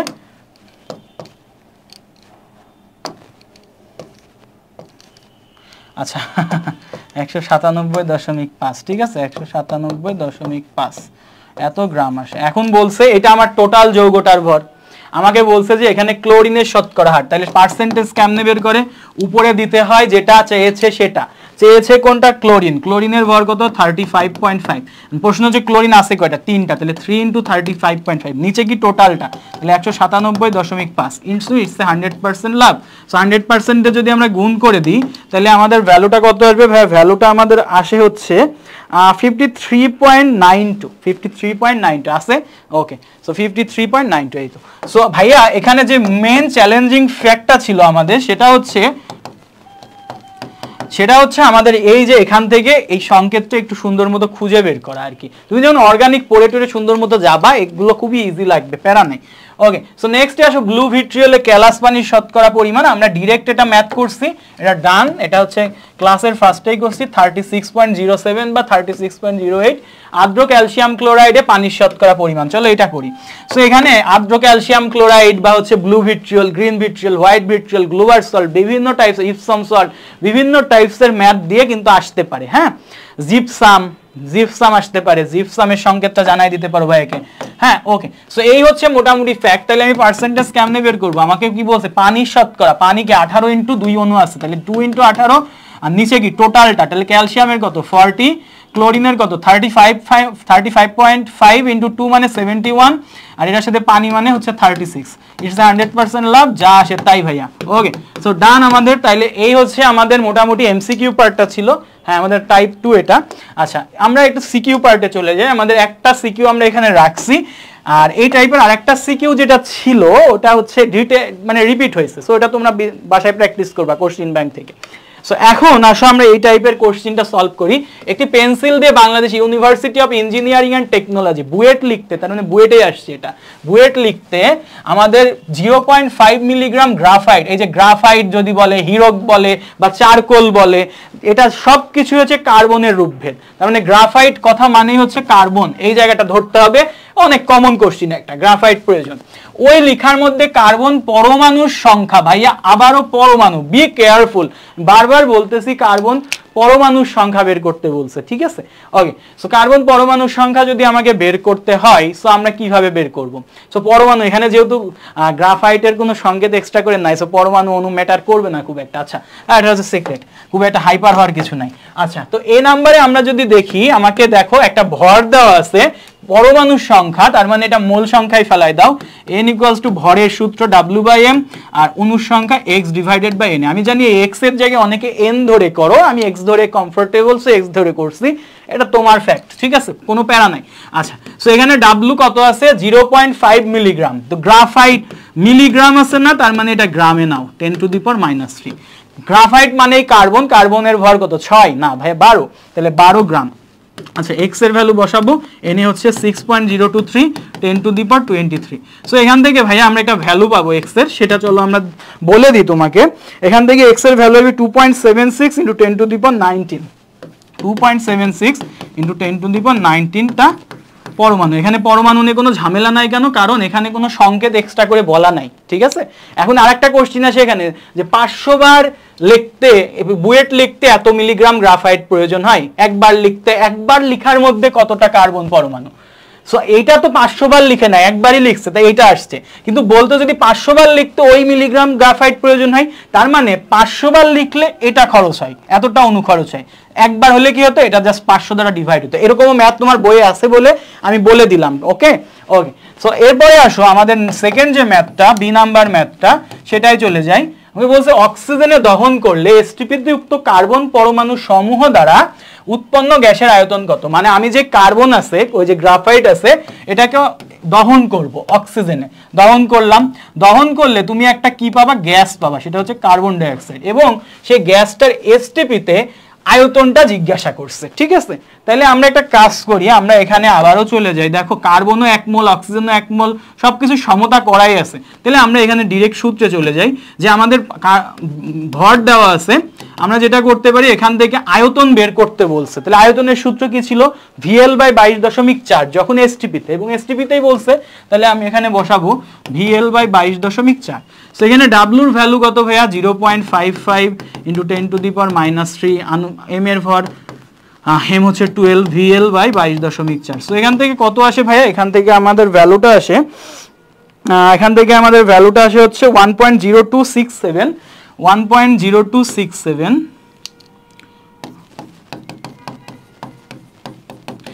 10⁻³ লিটার। কেন লিটারে আসলো, এই যে আমি বলছিলাম যে এইভাবে বসাইলে তুমি VL মানে লিটারেই পাবা। ওকে, সো ডান ভাইয়া, ইজি ম্যাথ। ওকে, সো এই পর্যন্ত আমরা হচ্ছে আমাদের টাইপ 1 শেষ করলাম ভাইয়া। আশা করি তোমাদের টাইপ 1 এ কোনো রকম প্রবলেম নাই। এখন আমরা টাইপ 2 তে চলে যাই। টাইপ 1টা আমরা কি ছিল, টাইপ 1টা ছিল রাসায়নিক গণনা। এখানে আমরা যে টাইপগুলো কভার করছি বা সাবটাইপগুলো কভার করছি, সেটা হচ্ছে 1 শতকরা সংযুতি নির্ণয়, 2 হচ্ছে মোল সংখ্যা, রেলগাড়ি দিয়ে তুমি হচ্ছে অণুর সংখ্যা, পরমাণুর সংখ্যা, কোনো গ্যাসের আয়তন, তারপরে হচ্ছে অ্যাভোগাড্রো নাম্বার দিয়ে বিভিন্ন টাইপসের আমরা ভেরিয়েশন দেখলাম। থার্ড হচ্ছে আরেকটা জিনিস দেখছি, কোনো একটা যৌগের স্থূল সংকেত কিভাবে বের করে, কোনো একটা যৌগের আণবিক সংকেত কিভাবে বের করে। সো টাইপ 1 ইজি, খুবই ইজি, বাট কোশ্চিন আসে। সো আমরা আশা করি ভাইয়া এই জায়গাটা ক্লিয়ার হতে পেরেছি। ওকে, সো নেক্সটে আমরা টাইপ 2 তে চলে যাই। আমাদের টাইপ 2 হচ্ছে সমীকরণ বিষয়ক গণনা। সো আমরা টাইপ 2 তে চলে যাচ্ছি, সমীকরণ বিষয়ক গণনা। এই টাইপটা আমরা যদি একটু দেখি, আমাদের এখানে কিছু ব্যাপার আছে ভাইয়া।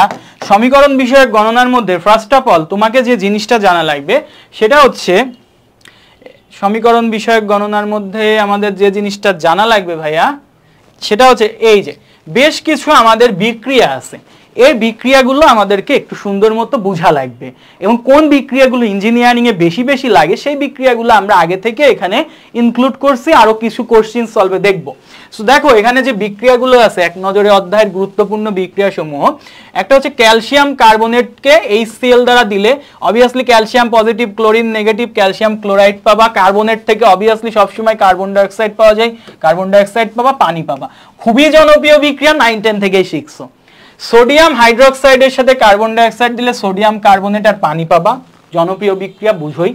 এইটা সব থেকে ইম্পর্টেন্ট, এটা ভার্সিটিতে যারা MCQ এক্সাম দিবা এই বিক্রিয়াটা ভুলো না ভাইয়া। K2KClO3, এখানে যে বিক্রিয়াটা এরকম হবে যে এখানে KCl পার্টটা আলাদা হয়েছে, অক্সিজেন পার্টটা O3 যে অক্সিজেন তো O2 আকারে থাকে, O2 আলাদা হয়েছে, এই পাশে 3 এখানে বসে গেছে, আর এই KCl এর ক্ষেত্রে সামনে একটা 2 বসে গেছে। সমতাকরণ আশা করি আমরা পারবো, খুব একটা ফ্যাক্ট না।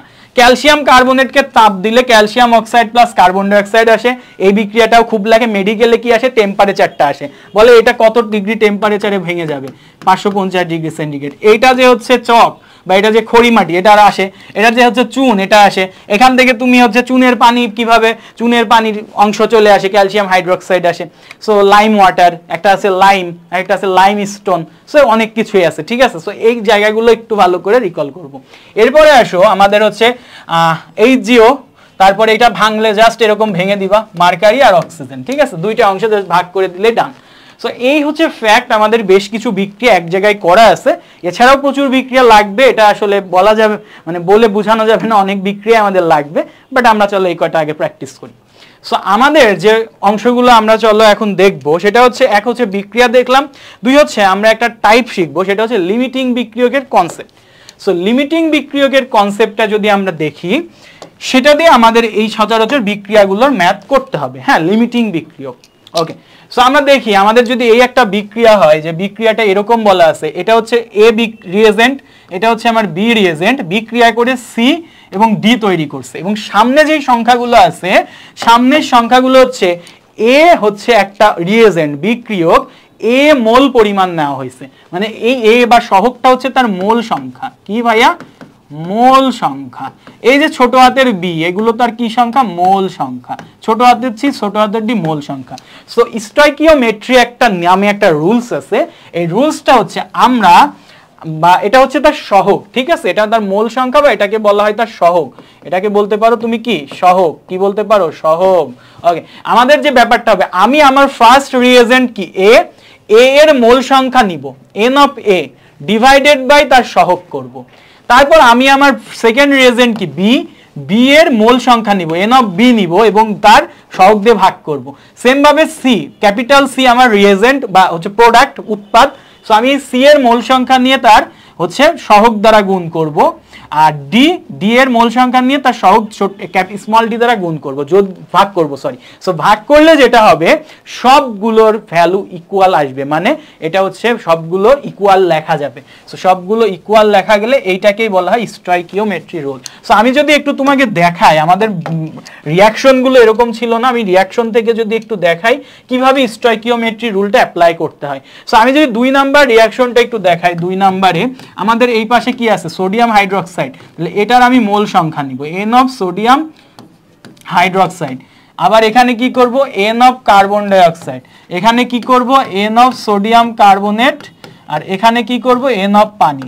এখন কাহিনী হচ্ছে ভাইয়া আমি যার যার সামনে যেই সংখ্যাগুলো আছে সেগুলো দ্বারা ডিভাইড করব। সো এটা হচ্ছে 2, এটার সামনে কিছু নাই মানে 1, এটার সামনে কিছু নাই মানে 1, এটার সামনে কিছু নাই মানে 1, ঠিক আছে। সো এই হচ্ছে ফ্যাক্ট। এখন তাহলে সবগুলো ইকুয়াল হয়ে গেছে, এটাকেই বলা হয় ভাই স্টয়কিওমেট্রি রুল। এখন এখান থেকে স্টয়কিওমেট্রি রুল কখন অ্যাপ্লাই করব? আমাকে মাস্ট নির্ধারণ করতে হবে বিক্রিয়াটা কে শেষ করে ফেলবে, বিক্রিয়াটাই কে শেষ হয়ে যাবে আর কে থেকে যাবে। ভাইয়া তুমি চিন্তা করো, তোমাকে হচ্ছে আমি ভাত দিছি অনেক তরকারি দিছি এতটুকু, সো তোমার তরকারি যদি শেষ হয়ে যায় তুমি তো আর এমনি এমনি ভাত খাবা না, ব্যাপারটা এরকম। সো আমার যদি একটা বিক্রিয়ক শেষ হয়ে যায় আমি আরেকটা যে জিনিসটা আছে ওটা কার সাথে রিঅ্যাকশন করব, তার মানে আমার যেটা শেষ হয়ে যাবে ওইটা ধরে হিসাব করতে হবে, কারণ শেষ যখন হবে তার আগ পর্যন্ত সে অপরজনের সাথে রিঅ্যাকশন করতে পারে। দ্যাটস মিন আমার যে শেষ হয়ে যায় বিক্রিয়ায় তাকে বলা হয় লিমিটিং বিক্রিয়ক। এই লিমিটিং বিক্রিয়ক হিসাব করার একটা রুলস আছে, লিমিটিং বিক্রিয়ক হিসাব করার একটা রুলস হচ্ছে আমরা জাস্ট এই কাজটাই করব। আমার তো বিক্রিয়া আছে সে টু সে, আমার বিক্রিয়া আছে হচ্ছে হাইড্রোজেন প্লাস অক্সিজেন বিক্রিয়া করে পানি তৈরি করবে, ঠিক আছে। সো হাইড্রোজেন প্লাস অক্সিজেন যদি বিক্রিয়া করে পানি তৈরি করে তাহলে এরকম একটা বিক্রিয়া হয় আমরা জানি। সো এখানে আমরা যদি একটু আমাদের সেই স্টয়কিওমেট্রিটা রুলসটা অ্যাপ্লাই করি তাহলে n of hydrogen divided by তার সামনে আছে 2, আর এখানে আমরা করব N of oxygen divided by 2। So আমরা রিয়েজেন্ট গুলো নিয়ে আমরা হচ্ছে স্টয়কিওমেট্রি রুল অ্যাপ্লাই করব। সো এখন যদি আমার এরকম হয় যে n of hydrogen divided by 2 এই ভ্যালুটা আমার গ্রেটার দেন, মানে এই ভ্যালুটা যদি আমার বড় হয় তাহলে কে আমার লিমিটিং বিক্রিয়ক বলো তো? দেখো n of A divided by এটা যদি, তাহলে এরকম যদি এটা যদি বড় হয়ে যায় তাহলে বি হচ্ছে শেষ হয়ে যাবে, কারণ বি ছোট শেষ হয়ে গেছে। তাহলে এরকম যদি হয় তাহলে হাইড্রোজেনের অংশটা বড় হয়ে যাচ্ছে, তাহলে অক্সিজেন শেষ হয়ে যাবে, তাহলে অক্সিজেন হচ্ছে আমার এখানে লিমিটিং রিয়েজেন্ট, ঠিক আছে, লিমিটিং বিক্রিয়ক বা রিয়েজেন্ট। এখন যদি এরকম হয়, সেম কাহিনীটা এরকম হয় যে হাইড্রোজেন ছোট হয়ে গেছে অক্সিজেন বড় হয়ে গেছে, তখন আমার হাইড্রোজেনটা কি হবে? হাইড্রোজেনটা হবে লিমিটিং রিয়েজেন্ট, ঠিক আছে। আর লিমিটিং রিয়েজেন্ট যে হবে সে কি বিক্রিয়া শেষ হয়ে যাবে তার সংখ্যা দিয়ে তার ভ্যালু দিয়ে আমাকে ম্যাথটা ধরে ধরে আগায় যেতে হবে। সো এটা 9-10 এ তোমরা শিখছো লিমিটিং বিক্রিয়ক ফার্স্টে বের করা তারপর করা। সো ফার্স্ট দুইটা টাইপ আসলে 9-10 এর কনসেপ্ট, বাট কোশ্চেনে একটু অ্যাডভান্সড, ঠিক আছে। ওকে, সো এই হচ্ছে তোমার ফ্যাক্টগুলো। আর হাইড্রোকার্বনটা এটা আগে আসতো এখন আসে না, সো এটা আমরা আপাতত স্কিপ করতেছি, সামনে আমরা যদি দেখি আমাদের লাগতেছে আমরা সামনে করব, ঠিক আছে। এই জিনিসটা অনেক আগে আসতো। ওকে, সো নেক্সটে যাই। নেক্সট আমাদের কিছু ম্যাথ আছে, আচ্ছা ম্যাথগুলো আমরা দেখবো। তার আগে আমাদের হচ্ছে লিমিটিং বিক্রিয়কটার একটা বাস্তবে ওই এক্সাম্পল আছে। সো এই হচ্ছে লিমিটিং বিক্রিয়কের একটা কথা বলা আছে যেগুলো আমরা আলোচনা করলাম, যে হচ্ছে যদি আমার এ এরটা বেশি হয়ে যায়, এ n of a divided by small a এটা যদি বড় হয়ে যায় তাহলে এটা অবশিষ্ট থাকবে, বিটা তাহলে তখন লিমিটিং বিক্রিয়ক হবে। আবার যদি বি বড় হয়ে যায় তখন বি যদি বড় হয়ে যায় তখন এটা কি হবে, এটা হবে আমার লিমিটিং বিক্রিয়ক। আর যদি দুইটা ইকুয়াল হয় তখন আমার ডেল্টা এন তো শূন্য হয়ে যাবে, সো এটা ব্যাপার না। ওকে, সো আমাদের আচ্ছা একটা কোশ্চিন আমাদের এখানে একটু বাদ পড়ছে, আমি বুঝতে পারছি এই জায়গায় আমার স্লাইড মিসিং, চলো আমি সেটা অ্যাড করে দিচ্ছি। সেই কোশ্চিনটা আমি নিয়ে নিই, আমার কাছে আছে, আমার কাছে সব ভান্ডার আমি নিয়ে আসছি।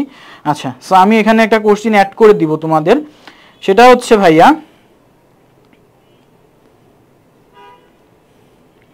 10 গ্রাম হাইড্রোজেন 25 গ্রাম অক্সিজেন বিক্রিয়ায় কত গ্রাম পানি উৎপন্ন হবে, কোন বিক্রিয়কটা অবশিষ্ট থাকবে। আচ্ছা ঠিক আছে, 10 গ্রাম হাইড্রোজেন ও 25 গ্রাম অক্সিজেন বিক্রিয়া করে কত গ্রাম পানি উৎপন্ন করবে, কত গ্রাম পানি উৎপন্ন হবে। লিমিটিং বিক্রিয়ক বিষয়টা আসলে একটু বোঝাটা ইম্পর্টেন্ট, উৎপন্ন হবে।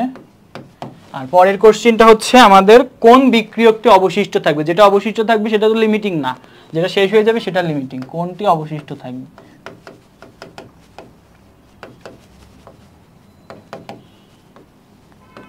আচ্ছা আজকে আমি পেন সেট আপ করছি বাজেটা, যার ফলে লেখা এরকম হইতেছে, সমস্যা নাই। আচ্ছা এখন দেখো একটু গাঢ় হবে হয়তো। সো এখন তাইলে আমাদের হাইড্রোজেন আর অক্সিজেনের সাহায্যে ম্যাথটা যেহেতু করতে বলছে, হাইড্রোজেন অক্সিজেনের সাহায্যে কি হয়, পানি তৈরি হয়। তাহলে আমরা হাইড্রোজেন প্লাস অক্সিজেন বিক্রিয়া করে কি তৈরি করবে ভাইয়া, কি তৈরি করবে, পানি তৈরি করবে। সো এখানে 2 দিলে এখানে একটা 2 দেওয়া লাগবে। তাহলে আমরা করতে পারি যে n of hydrogen divided by 2, আর এই পাশে আমরা বের করতে পারি n of oxygen divided by 2। কারণ কি, সরি 2 না, এটা 1, কারণ এই অক্সিজেনের সামনে তো 1 আছে। এখন দেখো n অফ হাইড্রোজেন মানে কি, হাইড্রোজেনের প্রদত্ত ভর বাই আণবিক ভর ডিভাইডেড বাই 2 ইকুয়াল দি, তাহলে প্রদত্ত ভর কত 10, আণবিক ভর কত ভাইয়া, হাইড্রোজেনের আণবিক ভর হচ্ছে 2 ডিভাইডেড বাই 2, ঠিক আছে। তার মানে 10/4 মানে 2.5, এটা আসছে 2.5। অক্সিজেনের ভ্যালু কত, অক্সিজেনের ভ্যালু হচ্ছে W divided by M, W দেয়া আছে হচ্ছে, আচ্ছা করে দিই, W দেয়া আছে 25, M এর ভ্যালু আছে 32 ডিভাইডেড বাই 1, তাহলে 25/32 মানে অবশ্যই কম আসবে, 25/32, সো এটা আসবে 0.781। সো আমরা দেখতেছি আমাদের হাইড্রোজেনের ভ্যালু বড়, তাহলে অক্সিজেন কি, অক্সিজেন লিমিটিং বিক্রিয়ক, অক্সিজেন লিমিটিং বিক্রিয়ক, তাহলে অবশিষ্ট থাকবে কে, অতএব হাইড্রোজেন অবশিষ্ট থাকবে। একটার অ্যান্সার ডান, অবশিষ্ট থাকবে। ওকে আচ্ছা এখন একটু স্মুথ লেখা যাচ্ছে, আগে লেখাগুলো কেমন হইতেছিল, বাট এখনো লেখা ভালো হচ্ছে না, বাট স্মুথলি আমি একটু ফাস্ট টানতে পারবো।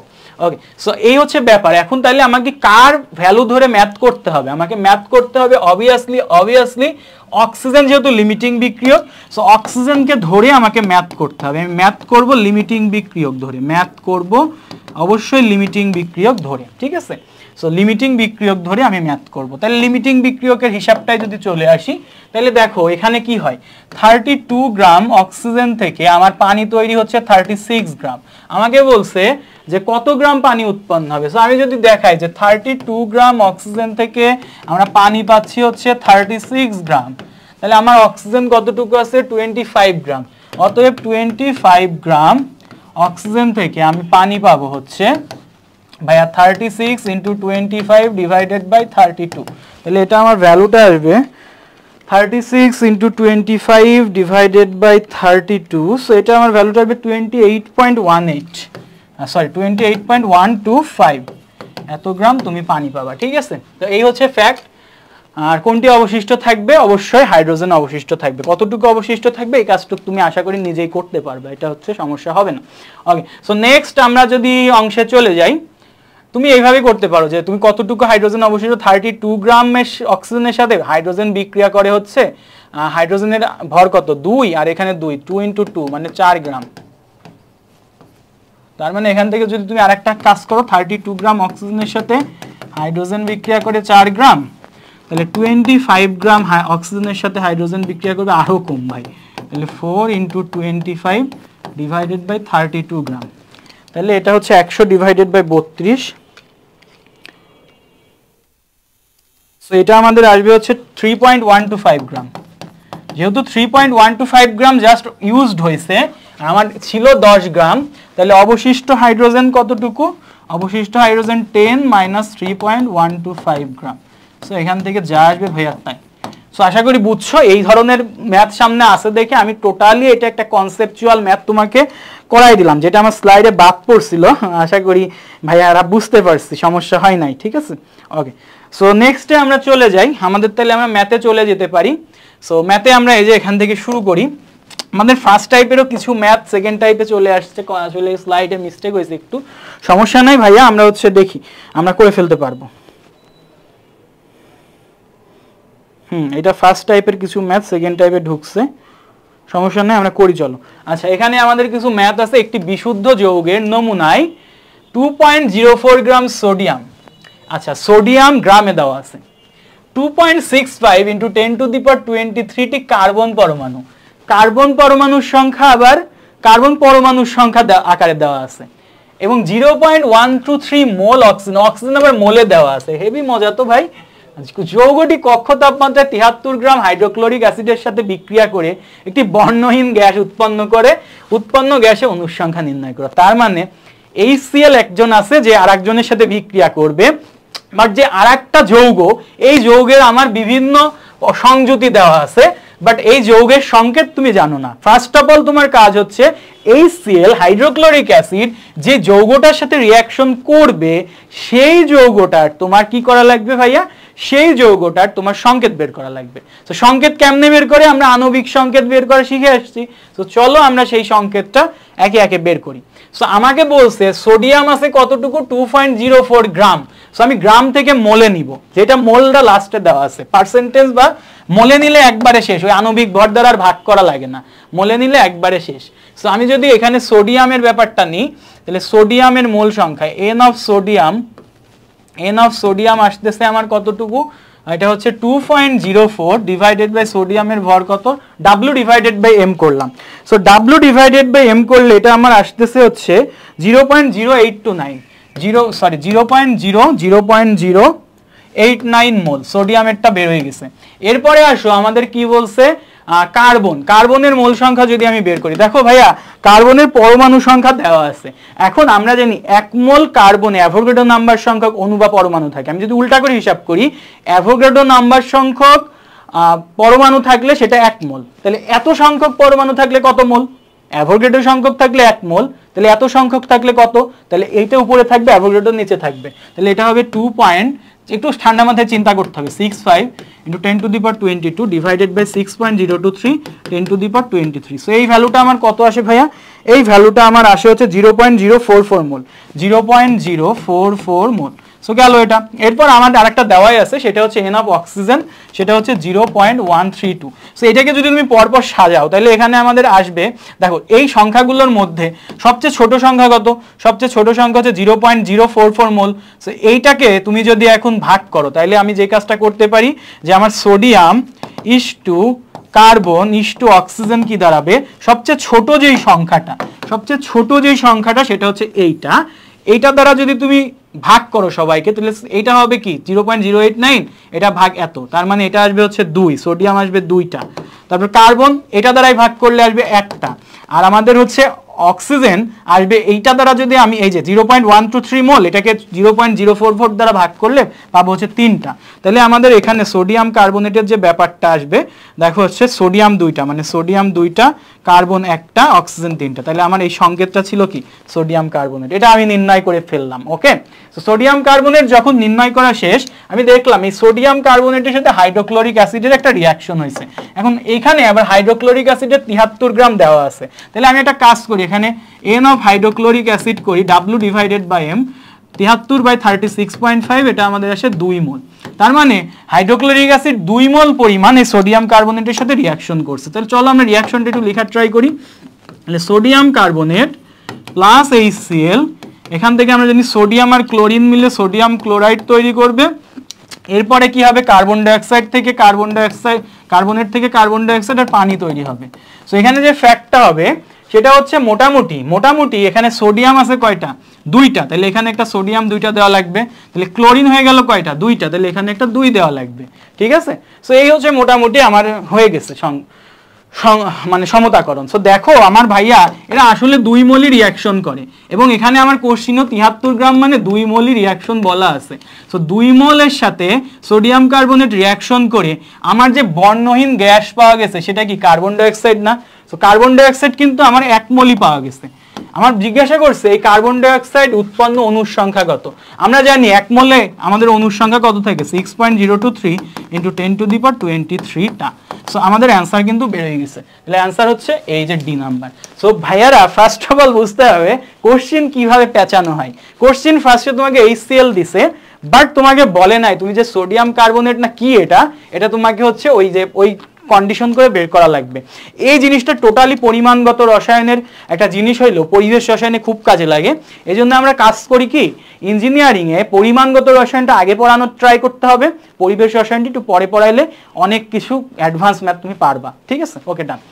এরপরে আসো নেক্সটে যাই। একজন মহাকাশচারীর দৈহিক শক্তি অর্জনের জন্য প্রতি ঘন্টায় 30 মিলিগ্রাম কি দরকার, গ্লুকোজের প্রয়োজন হলে 1 সপ্তাহ থাকার জন্য মহাকাশে কত ভরের অক্সিজেন নিতে হবে। সো এই ম্যাথগুলো একটু চিন্তা করো ভাইয়ারা, কেমনে করা যায় একটু তোমরা চিন্তা করো, ব্রেন স্টর্মিং করলে আমরা হয়ে যাবে। ঠিক আছে, ওকে। সো আমরা যদি একটু ব্রেন স্টর্মিং করি আমাদের ব্যাপারটা হয়ে যাবে। এখন ফার্স্ট অফ অল তোমার একজন মহাচারীর হচ্ছে গ্লুকোজ কেন লাগবে, মহাকাশী গ্লুকোজ কেন লাগবে, গ্লুকোজটার আসলে গ্লুকোজ থেকে কি কি জিনিস তৈরি হয় সেই জিনিসটা একটু বোঝা লাগবে। ঠিক আছে, সো আমাদের গ্লুকোজ আছে না, গ্লুকোজের সংকেত কি ভাইয়া, গ্লুকোজের সংকেত হচ্ছে C6H12O6। এন্ড গ্লুকোজের বিয়োজন বিক্রিয়া বা হচ্ছে গ্লুকোজটা কিভাবে কাজ করে এই জিনিসটা আমার জানা লাগবে। এই জিনিসটা যদি আমাকে জানতে হয়, সো গ্লুকোজের সাথে তোমরা জানো গ্লুকোজ রক্তের অক্সিজেনের সাথে হচ্ছে গ্লুকোজ কি হয়, গ্লুকোজ যখন আমি সেবন করব অক্সিজেনের সাথে যুক্ত হয়ে সেটা ভেঙে কার্বন ডাইঅক্সাইড পানি ফর্ম করে, পরবর্তীতে কার্বন ডাইঅক্সাইড আমরা আবার বের করে দিই। তো এই হচ্ছে আমার গ্লুকোজ, এটা অক্সিজেনের সাথে রিয়াকশন করবে। তোমার রিয়াকশন না জানলে তুমি এখানে এখানে কার্বন ডাইঅক্সাইড আর পানি তৈরি করবে। এখন আবার রিয়াকশন জানলে আপনার সমতাকরণটা পারা লাগবে বা মুখস্থ করে রাখলে বেটার। সো এখন দেখো যে কার্বন এখানে কয়টা আছে ভাইয়া, 6টা আছে, দাও 6। তাহলে 6টা কার্বন দিলে এখানে আবার অক্সিজেন কয়টা হয়ে গেল, 6 দুগুণ 12টা, তার মানে এখানে আবার একটা 6 দেওয়া লাগবে। এরপরে দেখো আমার কি হয়েছে, এখানে আমার হাইড্রোজেন কয়টা আছে, 12টা, তাহলে এখানেও আবার একটা 6 দেওয়া লাগবে। এখন দেখো সবকিছু হিসাব নিকাশ করো, মোটামুটি আমার একটা সব ব্যালেন্সে চলে আসছে। তার মানে তুমি এই জিনিসটা বুঝলে আমার 1 মোল গ্লুকোজের জন্য 6 মোল অক্সিজেন দরকার হয়। 6 মোল মানে গ্লুকোজ যত মোল পাবা অক্সিজেন তার 6 গুণ নেওয়া লাগবে। সো আমাকে বলছে যে অক্সিজেনের পরিমাণটাই বের করতে বলা হয়েছে, আমাকে বের করতে বলা হয়েছে। তাইলে আমরা একটা কাজ করি, আমাদের প্রতি ঘন্টায় যদি 30 গ্রাম গ্লুকোজের প্রয়োজন হয় তাহলে আমার 1 সপ্তাহে হচ্ছে কত সময় হচ্ছে সেটা আগে হিসাব করি। 1 সপ্তাহ মানে তাহলে আমার মোট গ্লুকোজের পরিমাণ কতটুকু হিসাব হচ্ছে আমি সেইটা আগে দেখি।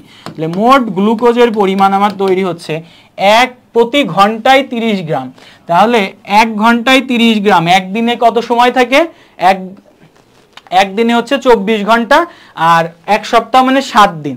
তার মানে একদিনের জন্য 24 দিয়ে গুণ করা লাগবে, আর 1 সপ্তাহ মানে আরো 7 দিন দিয়ে গুণ করা লাগবে। তাইলে এখান থেকে হিসাব করলে তুমি গ্লুকোজের পরিমাণটা পাবা, সেটা হচ্ছে 5040 কি গ্রাম।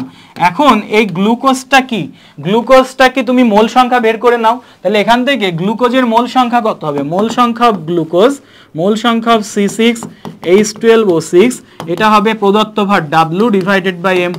W কত, 5040 ডিভাইডেড বাই M কত, আগেই শেখা আসছে গ্লুকোজ মানেই 180। সো এখান থেকে আমার ভ্যালুটা আসে 28 মোল। এখন তুমি একটা জিনিস শিখে আসছো যে তোমার গ্লুকোজ যতটুকু লাগবে অক্সিজেন তার 6 গুণ লাগবে, তাহলে একটা কাজ করো, তাহলে অক্সিজেন তার 6 গুণ, তাহলে n of oxygen equals to কি হবে 28 ইন্টু 6, 28 ইন্টু 6, 28 ইন্টু 6 কত, 28 ইন্টু 6 এটা আমাদের আসবে 168 মোল। আর আমরা জানি 1 মোলে কতটুকু থাকে, 1 মোলে হচ্ছে তার আণবিক ভর পরিমাণ থাকে, তাহলে এখানে 168 মোলে থাকবে অক্সিজেন 32, তাহলে এটা পাবা গ্রামে। আমার দেখো অপশন একটাও গ্রামে নাই, কিসে আছে, কেজিতে, তাহলে আমি গ্রামে আগে নিই, 5376 গ্রাম আসতেছে। আর কেজিতে হলে কি হবে, কেজিতে হলে 1000 দিয়ে ভাগ হবে, তাহলে এটা 5.376 কেজি আসবে। 5.376 কেজি কই আছে, এই দেখো ভাইয়া, সব কিছু কিন্তু কনফিউজড হওয়া যাবে না। সো এটাই হবে আমার অ্যান্সার। সো ভাইয়া তাহলে এই ম্যাথটা আমরা আশা করি বুঝতে পেরেছি। এই ম্যাথটা আমাদের একটু চিন্তা ভাবনার ম্যাথ, আসলে এই ম্যাথের মূল ফর্মটা হচ্ছে এই রিয়াকশনটা। এই রিয়াকশনটা যদি তুমি পারো তাহলে তোমার ম্যাথটা হয়ে যাবে।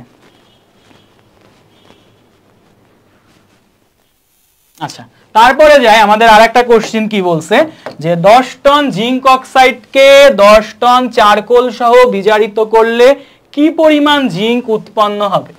সো এই ধরনের ম্যাথ সবসময় আমরা লিমিটিং বিক্রিয়ক দিয়ে করার ট্রাই করব। রিসেন্ট ইয়ারেই আসছে 21-22-এ। সো জিঙ্ক অক্সাইডের সংকেত কি, জিঙ্ক অক্সাইডের সংকেত হচ্ছে জিঙ্ক অক্সাইড প্লাস চারকোল, মানে যারা বুঝবা না ধরা খেয়ে যাবে, কার্বন। সো এরা রিয়াকশন করে কি তৈরি করবে, এরা রিয়াকশন করে, তোমরা একটু বলো ভাই, এরা রিয়াকশন করে কি তৈরি করতে পারে, জিঙ্ক অক্সাইড আর কার্বন রিয়াকশন করে কি তৈরি করতে পারে। সো খেয়াল করো যে আমাদের জিঙ্ক হচ্ছে একটা ধাতু, সো এখানে ধাতুটা আলাদা হয়ে যাবে। আর বলছে কি পরিমাণ জিঙ্ক উৎপন্ন হবে, যারা চালাক তারা কি করবে, জিঙ্ক অক্সাইড আর চারকোলের রিয়াকশন করবে, করার পরে জিঙ্কটাকে আলাদা করে দিবে, আর কার্বন আর অক্সিজেন মিলে কার্বন মনোক্সাইড এখানে ফর্ম করবে।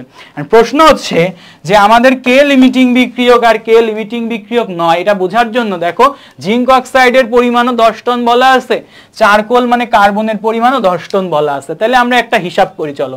জিঙ্ক হচ্ছে 65.4, সো আমরা ধরো 65.4ই ধরলাম, আর অক্সিজেন হচ্ছে 16, তার মানে এইটা হচ্ছে 81.4 গ্রাম।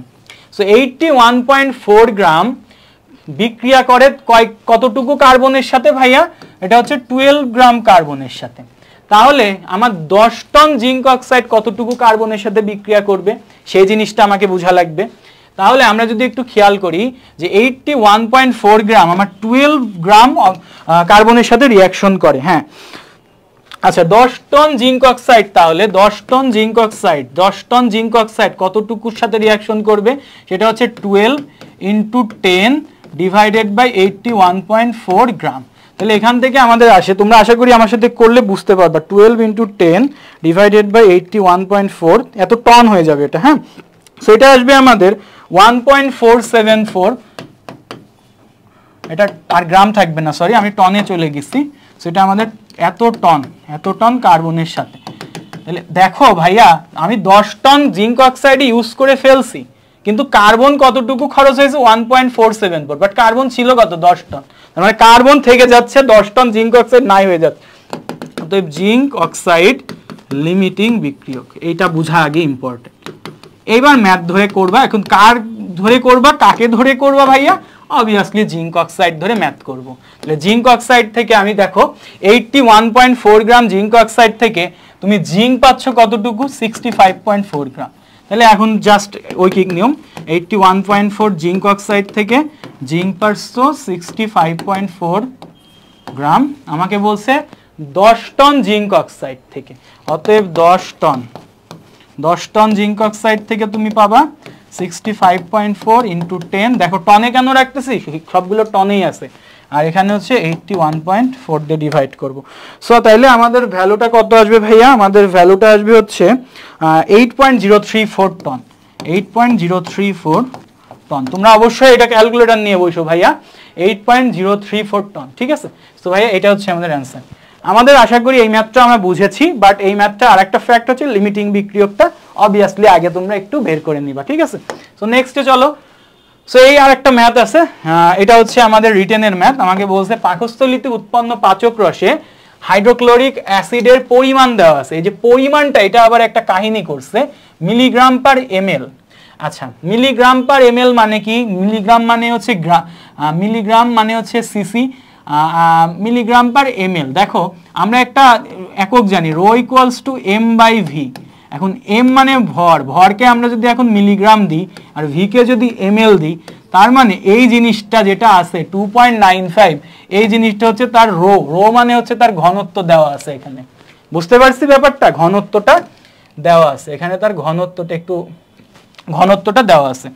এরপর আসো, যদি পাকস্থলী একজন ব্যক্তির পাকস্থলী প্রতিদিন 1.1 লিটার পাচক রস উৎপন্ন করে, সো আমাদের পাচক রসের আয়তনটা দেওয়া আছে, তাহলে প্রতিদিন উৎপন্ন হাইড্রোক্লোরিক অ্যাসিডকে পূর্ণ প্রশমিত করতে, আমি যে হাইড্রোক্লোরিক অ্যাসিড এতক্ষণ উৎপন্ন করলাম সেটাকে আর প্রশমিত করতে কতগুলো অ্যান্টাসিড ট্যাবলেটের প্রয়োজন হবে, যেখানে অ্যান্টাসিড ট্যাবলেট হিসেবে ইউজ হয়েছে অ্যালুমিনিয়াম হাইড্রোক্সাইড, এবং প্রতিটা অ্যালুমিনিয়াম হাইড্রোক্সাইডে 230 মিলিগ্রাম করে থাকে। ভাই আস্তে আস্তে আস্তে আস্তে করতে হবে ম্যাথটা, ঠিক আছে? আগে আমরা দেখি যে আমাদের যেই পাকস্থলীতে HCl আছে, এই HCl এর কি করা যায়, রো আর ভি দেওয়া আছে, তাহলে তার ভর বের করা যাবে না? আমরা জানি rho equals to m divided by V, ভর ভাগ আয়তন। তাহলে ভর, তার মানে m অফ HCl সমান কি হবে, রো ইন্টু ভি। তাহলে রোর ভ্যালু কত ভাইয়া? রোর ভ্যালু দেওয়া আছে 2.95 আর ওইটা দেওয়া আছে 1.1। এখানে একটা ফ্যাক্ট হচ্ছে ভাইয়া, ফ্যাক্টটা হচ্ছে এইটা যে আমার 2.95 মিলিগ্রাম পার ml এ দেওয়া, এটা ml এ দেওয়া, ওটা আবার লিটারে দেওয়া। তাহলে ওই লিটারটাকে এখন তোমাকে 1 লিটারে 1000 ml, এটা দ্বারা 1000 এ কনভার্ট করতে হবে। তাহলে তুমি যে এমটা পাবা, এমটা এখন কোন এককে পাবা? এম দেখো আমার এই জায়গায় মিলিগ্রাম দেওয়া, তার মানে তুমি যে এমটা পাবে এটা মিলিগ্রামে পাবা। তাহলে চলো আমরা এখান থেকে, আমার ক্যালকুলেশন করা আছে, আমি জাস্ট তোমাকে দেখাই দিই। সো এটা আমাদের আসবে হচ্ছে 3245, মানে 3245 গ্রাম। একটু হেরফের হইতে পারে, কারণ ওরা যেটা করছে 2.95 এর জায়গায় 2.9 ধরে করছে, বাট সমস্যা নাই, খুব একটা হেরফের হবে না। তাহলে এটা কিসে পাবো? মিলিগ্রামে। এখন তুমি মিলিগ্রাম থেকে কি মোল সংখ্যা বের করতে পারো না? তুমি হচ্ছে গ্রাম থেকে পারো। তার মানে মিলিগ্রাম থেকে গ্রামে মানে 1000 দিয়ে ভাগ, তাহলে এটা আসবে 3245 কি গ্রাম।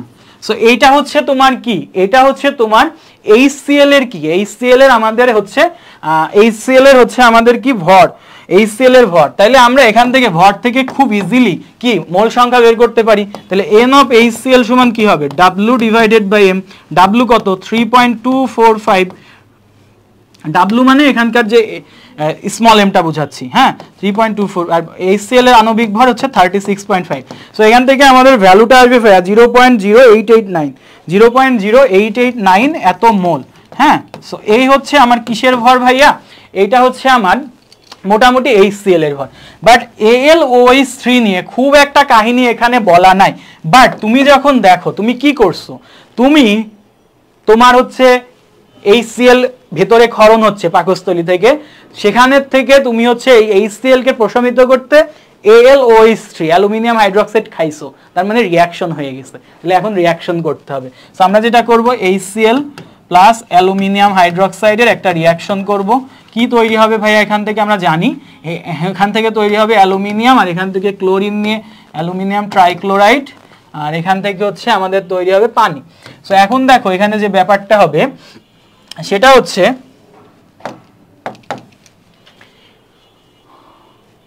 সমতাকরণ একটা করা লাগবে। সমতাকরণটা এভাবে করা লাগবে যে ভাইয়া আমার অ্যালুমিনিয়াম হাইড্রোক্সাইড আর AlCl3 এর মধ্যে একটা সমতাকরণ করা লাগবে। দেখো এখানে ক্লোরিন আছে কয়টা? 3টা। তাহলে এই পাশে ক্লোরিনকে কি বানাইতে হবে? 3। তাহলে এই পাশে ক্লোরিন 3টা হইছে, হাইড্রোজেন, তাহলে এখানে হাইড্রোজেন কয়টা আছে? হাইড্রোজেন এখানে আছে হচ্ছে 3টা, এখানে আছে হচ্ছে 3টা, দ্যাটস মিন এখানে হয়ে গেছে কয়টা ভাইয়া? এখানে হয়ে গেছে হচ্ছে 6টা। তাহলে এখানে 6টা বানাইতে হবে। সো এরকম একটা কাহিনী হবে। যাই হোক, আমার HCl আর এই অ্যালুমিনিয়াম হাইড্রোক্সাইডের মধ্যে একটা মানে একটা হচ্ছে সম্পর্ক তুমি দেখতে পারলা, যে আমি যদি এই অ্যালুমিনিয়াম হাইড্রোক্সাইডের 1 মোল ইউজ করি, তাহলে আমার HCl এর 3 মোল ইউজ করতে হয়। তার মানে আমি যদি অ্যালুমিনিয়াম হাইড্রোক্সাইডকে 1 মোল ইউজ করি, HCl এর 3 মোল ইউজ করতে হয়।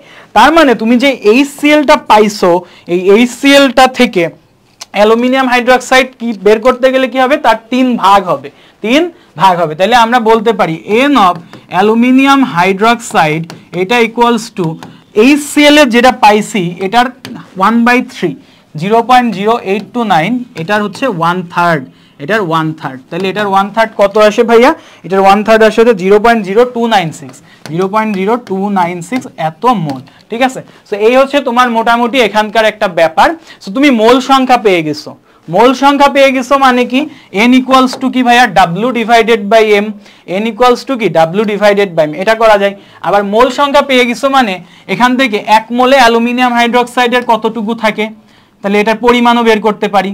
তাহলে আমরা একটা কাজ করতে পারি, n জানি, অ্যালুমিনিয়াম হাইড্রোক্সাইডের ভর জানি, তাহলে আমরা একটা কাজ করি n ইকুয়ালস টু আমরা কি জানি ভাইয়া w বাই m, অথবা একটা কাজ করো অ্যালুমিনিয়াম হাইড্রোক্সাইডের ভর কত, অ্যালুমিনিয়াম হাইড্রোক্সাইডের ভর হচ্ছে 27 প্লাস হাইড্রোক্সাইডের কত 16 প্লাস 17 ইন্টু 3, তার মানে 17 আর 3 51, 51 আর 27 হচ্ছে 51 আর 27 কত 51 প্লাস 27 78, তো এটা হচ্ছে 78, ঠিক আছে 78। তাহলে এইখানে আমরা যদি করি এখানে 78 দিয়ে গুণ করে দাও 0.0296 ইন্টু 78, তাহলে আমি কতটুকু অ্যালুমিনিয়াম হাইড্রোক্সাইড আমার আসলেই আছে এটা বের হয়ে যাবে। সো এটা আমাদের 78 দিয়ে যদি আমি গুণ করে দিই তাহলে এটা আমাদের আসে 2.3088, 2.3088, যেহেতু গ্রামে ছিল তাই গ্রামে পাবো। এখন দেখো আমার একটা ট্যাবলেটে কত মিলিগ্রাম অ্যালুমিনিয়াম হাইড্রোক্সাইড থাকে সেটা বলা আছে, তাহলে এই জিনিসটাকে মিলিগ্রামে নিই, তাহলে মিলিগ্রামে যদি নিই তাহলে এটা আসে 238 এত গ্রাম, এই যে 3 ঘর সরে যাবে, 1 ঘর 2 ঘর 3 ঘর। এখন দেখো আমার টোটাল যেই অ্যালুমিনিয়াম হাইড্রোক্সাইড আছে সেটার ভর হচ্ছে এত গ্রাম আর এত মিলিগ্রাম, মিলিগ্রাম, আর একটা অ্যালুমিনিয়াম হাইড্রোক্সাইডের ট্যাবলেটে এত মিলিগ্রাম আছে, তাহলে 230 মিলিগ্রাম আছে একটা ট্যাবলেটে, অত মিলিগ্রাম আছে কত ট্যাবলেটে। তাহলে আমরা যেটা করব অতএব ট্যাবলেট সংখ্যা, ট্যাবলেট নাম্বার কি হবে, টোটাল কতটুকু আছে 230 8.8 এত মিলিগ্রাম, আর একটাতে আছে 230 মিলিগ্রাম। সো এটা করলে অ্যাপ্রক্সিমেটলি তোমার প্রায় 10টা ট্যাবলেট হবে, মানে সামথিং আসবে, মানে 230-এর 10-এর থেকে একটু বেশি আসবে, কিন্তু 10-এর থেকে ভাঙা ট্যাবলেট তো দেওয়া যায় না, ওটাকে তোমার অপচয়, মানে 10টা ট্যাবলেট বা হচ্ছে এই তো 10টা ট্যাবলেট, মানে 10 প্লাস সামথিং আসলে ট্যাবলেট আবার হাফ করে কেমনে হচ্ছে বিক্রি করব, তা তো সম্ভব না, ঠিক আছে। তার মানে এই ম্যাথটা আশা করি বুঝতে পারছো ভাই, প্রচুর কনসেপ্টের একটা ম্যাথ। আমরা এই ধরনের ম্যাথ আরো বেশি প্র্যাকটিস করলে আমাদের টোটাল অ্যাভারেজে সবকিছু কভার হয়ে যাবে। এরপর নেক্সটে আসো আমাদের আরো কিছু কোশ্চিন আছে, এটা বুটেক্সে আসছে, ইজি একটা ম্যাথ, বাট এই দহন বিক্রিয়াগুলো বোঝাটা ইম্পর্টেন্ট।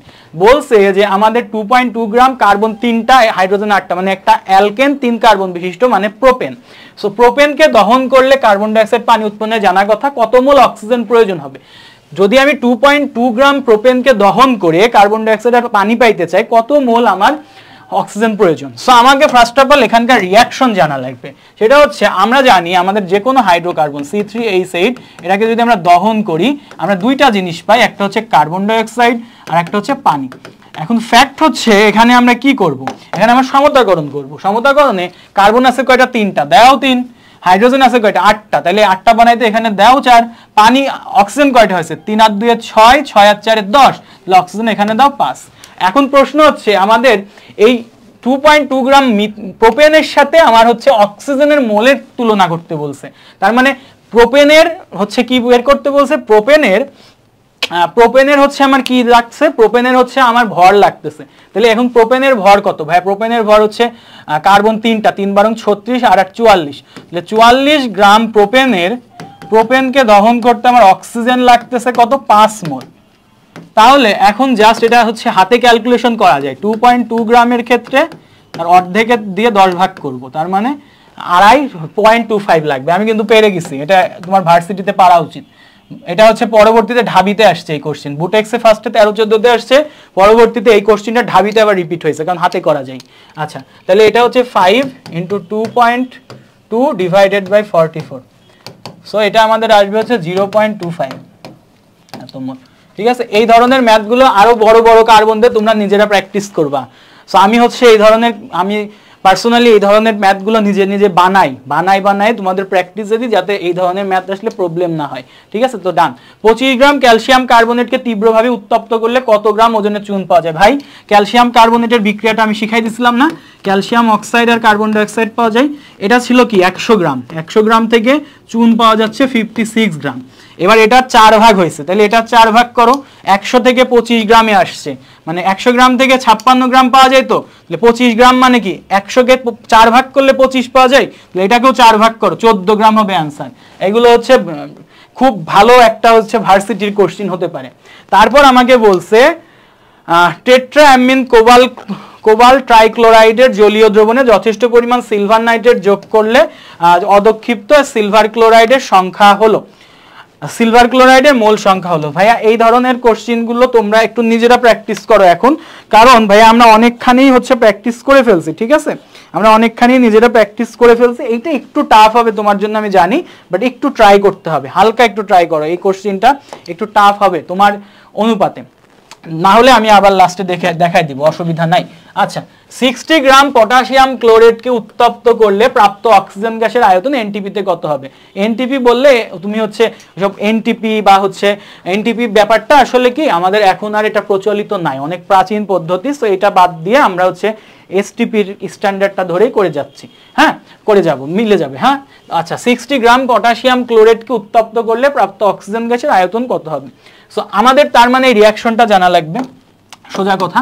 রিয়াকশনটা কি ছিল? ওই যে বলছিলাম পটাশিয়াম ক্লোরেট 2KClO3, 2KCl আলাদা হয়ে যাবে আর অক্সিজেনের 3 সামনে চলে আসবে, অক্সিজেনের মতো হয়ে যাবে, ডান। ওকে, এখন আসো আমাদের নেক্সট যে ফ্যাক্টটা, সেটা হচ্ছে এখানে পটাশিয়াম ক্লোরেটের ভর কত। তুমি যদি হিসাব করে দেখো এখানে পটাশিয়াম ক্লোরেটের ভর আসে, পটাশিয়াম ক্লোরেটের ভর আসে হচ্ছে 122.5, 39, এটা হচ্ছে 35.5 আর এটা হচ্ছে 35.5 আর এটা হচ্ছে আমাদের কি 16 × 3 মানে 48। সো এখানেই আমরা হিসাব করলে পাই 122.5। আমি আরেকবার দেখি, 39.1ই ধরি, এটা হচ্ছে 35.5, অক্সিজেনের 3 তো এটা আমাদের আসে 122.6, আমি 39 ধরে করলাম, 122.5 আবার 2 দিয়ে গুণ মানে 245 গ্রাম। ওকে, সো 245 গ্রাম থেকে তুমি অক্সিজেন পাচ্ছ কতটুকু? 3 মোল। 3 মোল, তাহলে 3 মোল মানে কত? আয়তন চাইছে, তাহলে 3 × 1 মোলের আয়তন 22.4 লিটার। আমাকে এখন বলছে 245 এর জায়গায় 60 গ্রাম, 60 গ্রাম থেকে তুমি কতটুকু পাবা? 3 × 22.4 × 60 ডিভাইডেড বাই 245। ওকে, সো এটা করে ফেললে হয়ে যাচ্ছে 3 × 22.4 × 60 ডিভাইডেড বাই 245। সো এটা আমাদের আসবে 16.45, 16.46, এই যে এটা অ্যান্সার, ঠিক আছে। ওকে, সো আমাকে তারপর বলছে 80 গ্রাম কিউপ্রিক অক্সাইডকে বিজারিত করতে এসটিপিতে কত লিটার বিশুদ্ধ হাইড্রোজেন প্রয়োজন হবে? সো ভাইয়া এই ধরনের ম্যাথগুলো তোমরা একটু নিজেরা প্র্যাকটিস করো, কারণ এগুলো খুবই ইজি ভাইয়া, এগুলো খুবই ইজি ম্যাথ। কিউপ্রিক অক্সাইডকে বিজারিত করতে এসটিপিতে কত লিটার বিশুদ্ধ হাইড্রোজেন প্রয়োজন হবে? সো বিজারণ মানে কি? হাইড্রোজেনের সাথে তো রিয়াকশন। সো কিউপ্রিক মানে কি? কিউপ্রিক, তাহলে দেখো সিউ, হ্যাঁ, অক্সিজেন। এখন দেখো কিউপ্রিক মানে ইক মানে কি? আস আর ইকের মধ্যে পার্থক্য বুঝো? ইক মানে হচ্ছে কপারের যোজনী এখানে বেশিটা থাকবে, কপারের যোজনী এখানে তাহলে 2+ থাকবে, আর অক্সিজেনের যোজনীও 2, তাহলে 2 জনের 2 হচ্ছে নালিফাই হয়ে যাবে, তাহলে কপার অক্সাইড হাইড্রোজেনের দিয়ে বিজারণ করব, তাহলে সোজা মতন কপার আলাদা হয়ে যাবে আর এখানে পানি তৈরি হবে, এই যে হাইড্রোজেন আর অক্সিজেন মিলে পানি তৈরি করবে। সো বলছে যে আমাদের 80 গ্রাম কিউপ্রিক অক্সাইডকে এসটিপিতে বিজারিত করতে কত লিটার বিশুদ্ধ হাইড্রোজেন, কিউপ্রিক অক্সাইডকে বিজারিত করতে কত লিটার বিশুদ্ধ হাইড্রোজেন প্রয়োজন হবে? আচ্ছা, সো আমাদের এখানে কিউপ্রিক অক্সাইডের সংকেত ভর কত ভাইয়া? 63.5 আর হচ্ছে অক্সিজেন কত? অক্সিজেন হচ্ছে 16, তাহলে এটা হচ্ছে 79.5 গ্রাম কিউপ্রিক অক্সাইডকে বিজারণ করতে আমার হাইড্রোজেন লাগে হচ্ছে এসটিপিতে 1 মোল, 1 মোল মানে 22.4 লিটার। তাহলে আমার যদি 80 গ্রাম, তার মানে কি 80 গ্রাম হলে কতটুকু লাগবে? 22.4 × 80 ডিভাইডেড বাই 79.5। সো তাইলে আমাদের জাস্ট করলেই হচ্ছে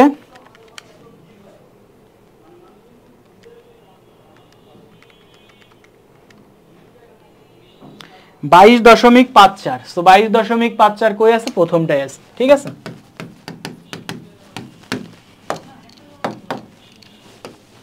ওকে, এরপরে আছে 1.5 গ্রাম কার্বনকে বাতাসে দহন করলে উৎপন্ন কার্বন ডাই অক্সাইডের প্রমাণ অবস্থায় আয়তন কত? নিজে করবা, carbon plus oxygen carbon dioxide form করবে।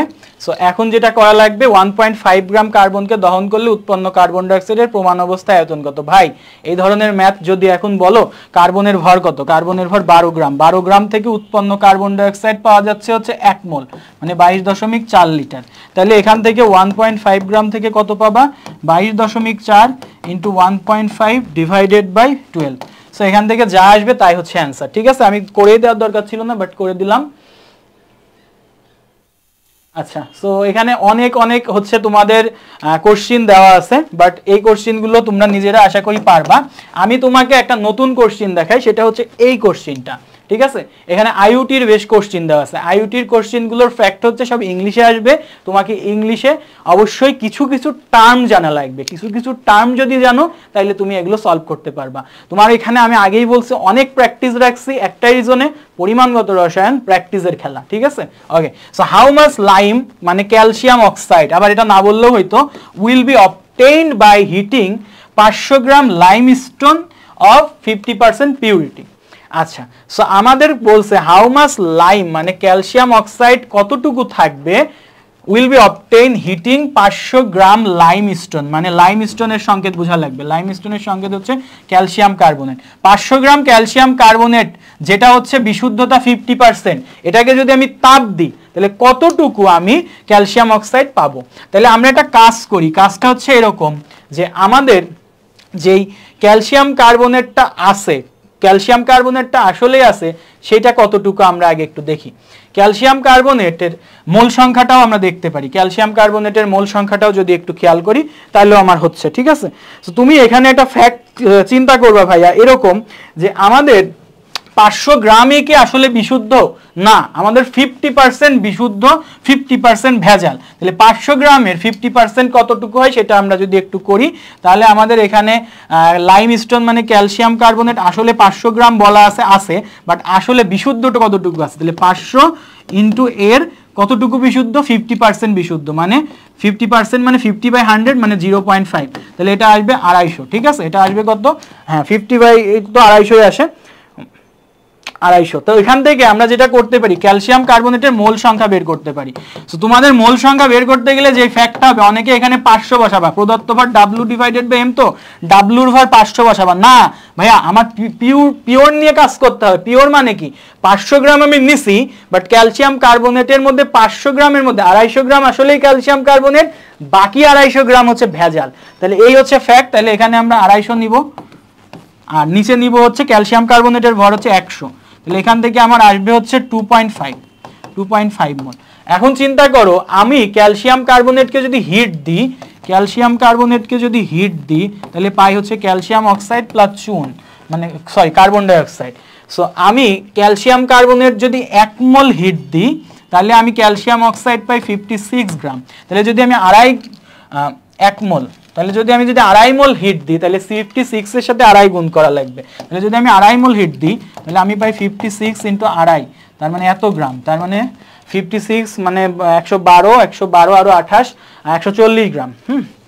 140 গ্রাম ডান। সো এইগুলো একটু ভাইয়া নিজেরা প্র্যাকটিস করবো, ইনশাল্লাহ আমাদের কোনো রকম প্রবলেম এইসব জায়গাগুলোতে হবে না। ঠিক আছে, তাইলে আমরা মোটামুটি মনে হয় শেষের দিকে আসছি। এই টাইপের চুনা পাথরের 96% অনেকটা একই রকম, চলো এটাও করি। 96% ক্যালসিয়াম কার্বনেট আছে, লঘু হাইড্রোক্লোরিক অ্যাসিডে 150 গ্রাম চুনা পাথরে দ্রবীভূত করে প্রমাণ অবস্থায় কত লিটার এত পাওয়া যাবে। আচ্ছা 96% মানে কি, 96% বিশুদ্ধ। আমি বিশুদ্ধটা হিসাব করব, আমি নিছি টোটাল কতটুকু, লঘু হাইড্রোক্লোরিক অ্যাসিডের মধ্যে 150 গ্রাম চুনাপাথর নিছি, বাট আসলে কি সেটা 150 গ্রামই পাওয়া যাবে চুনাপাথর? না, পাওয়া যাবে হচ্ছে 150 ইন্টু 96% মানে 0.96, মানে এখানে আসবে 144 গ্রাম। মানে আদতে আমার যে আকরিক বা যেটাই বলো 144 গ্রাম ক্যালসিয়াম কার্বনেট আমি পাবো। ঠিক আছে, তো 144 গ্রাম পাইলাম, তার মানে আমার 150-এর জায়গায় 144 ধরে ম্যাথটা করতে হবে আমাকে এখন। তাহলে ম্যাথে আগায় যেতে হবে। তাহলে আমি ক্যালসিয়াম কার্বনেট থেকে আমাকে বলছে কতটুকু গ্যাস মানে ক্যালসিয়াম অক্সাইড আর কার্বন ডাইঅক্সাইড পাওয়া যায়। সো আমরা জানি কি ভাইয়া, আমরা জানি হচ্ছে আমরা ক্যালসিয়াম কার্বনেট যদি 100 গ্রাম নিই তাহলে আমি হচ্ছে কত লিটার লঘু হাইড্রোক্লোরিক অ্যাসিডে নিতে হবে এটা। আচ্ছা এখানে ভুল হয়েছে, হাইড্রোক্লোরিক অ্যাসিডের মধ্যে এটা নিতে হবে, সরি। সো আমরা ক্যালসিয়াম কার্বনেটকে হাইড্রোক্লোরিক অ্যাসিডের মধ্যে নিব, তাহলে কি হয় প্রথম রিয়াকশনটা ক্যালসিয়াম ক্লোরাইড প্লাস পানি প্লাস কার্বন ডাইঅক্সাইড। সো একই কথা, আমি হাইড্রোক্লোরিক অ্যাসিডে নিছি 150 গ্রাম চুনা পাথরকে নিছি, কত লিটার কার্বন ডাইঅক্সাইড পাওয়া যাবে? সো আমরা জানি আমরা যদি 100 গ্রাম নিই তাহলে আমরা কার্বন ডাইঅক্সাইড পাই 1 মোল, মানে 22.4 লিটার। সো আমি 150 গ্রাম ধরে করলে ভুল হবে, 144 গ্রাম আদতে আছে, 144 গ্রাম নিলে আমি পাবো 22.4 into 144 divided by 100 litre. So এটা আমরা জাস্ট করি, আমাদের আসবে 22.4 ইন্টু 144 ডিভাইডেড বাই 100। সো এটা আমাদের আসে 32.256 ফার্স্ট টাইম। ডান। ওকে, এই যে ক্যারিয়াস প্রণালী বা হচ্ছে অনেক প্রণালী আছে, এগুলো লাগবে না, অনেক আগে আসতো ভাইয়া, আগের সিলেবাসের। আচ্ছা, সো তারপরে আমাদের কিছু ম্যাথ আছে। বলছে একটি বিদ্যুৎ শক্তি কেন্দ্রে বার্ষিক 2.4% রম্বিক সালফার সম্বলিত এত কেজি কয়লা পোড়ানো হয়, এসটিপিতে উৎপন্ন সালফার ডাইঅক্সাইডের আয়তন নির্ণয় করো। আচ্ছা, এখন আবারও ওই যে সেই পার্সেন্টেজের ম্যাথগুলো দেখো, একটি বিদ্যুৎ শক্তি কেন্দ্রে 2.4% রম্বিক সালফার, মানে তোমার যে সালফারটা আছে তুমি যতই নাও সেটা 2.4% ওর মধ্যে সালফার আছে, রম্বিক সালফার আছে। এত কেজি কয়লা পোড়ানো হলো, এসটিপিতে উৎপন্ন সালফার ডাইঅক্সাইডের আয়তন নির্ণয় করছে। এই ধরনের ম্যাথগুলো আমরা কিভাবে আগাবো? দেখো ভাইয়া, আমাদের যে ফ্যাক্টটা, আমাদের এই যে এত কেজি কয়লা আছে না, কয়লার মধ্যে সালফার আসলে কতটুকু আছে সেটা দেখি। 3.1 ইন্টু 10⁷ কেজি কয়লা যেটা আছে, কয়লাতে সালফার কতটুকু আছে? সালফারই তো পরবর্তীতে পোড়ায় সালফার ডাইঅক্সাইড পাবো, তাহলে সালফার আগে বের করি। সেটা হচ্ছে এত, তো এইটার 2.4%, মানে 2.4 ডিভাইডেড বাই 100, মানে 0.024। তাহলে এটা করলে আমাদের আসবে ভাইয়া, এটা করলে আমাদের আসবে হচ্ছে 7.44 ইন্টু 10⁵ কেজি, 7.44 ইন্টু 10⁵ কেজি। হ্যাঁ, এই হচ্ছে তোমার কি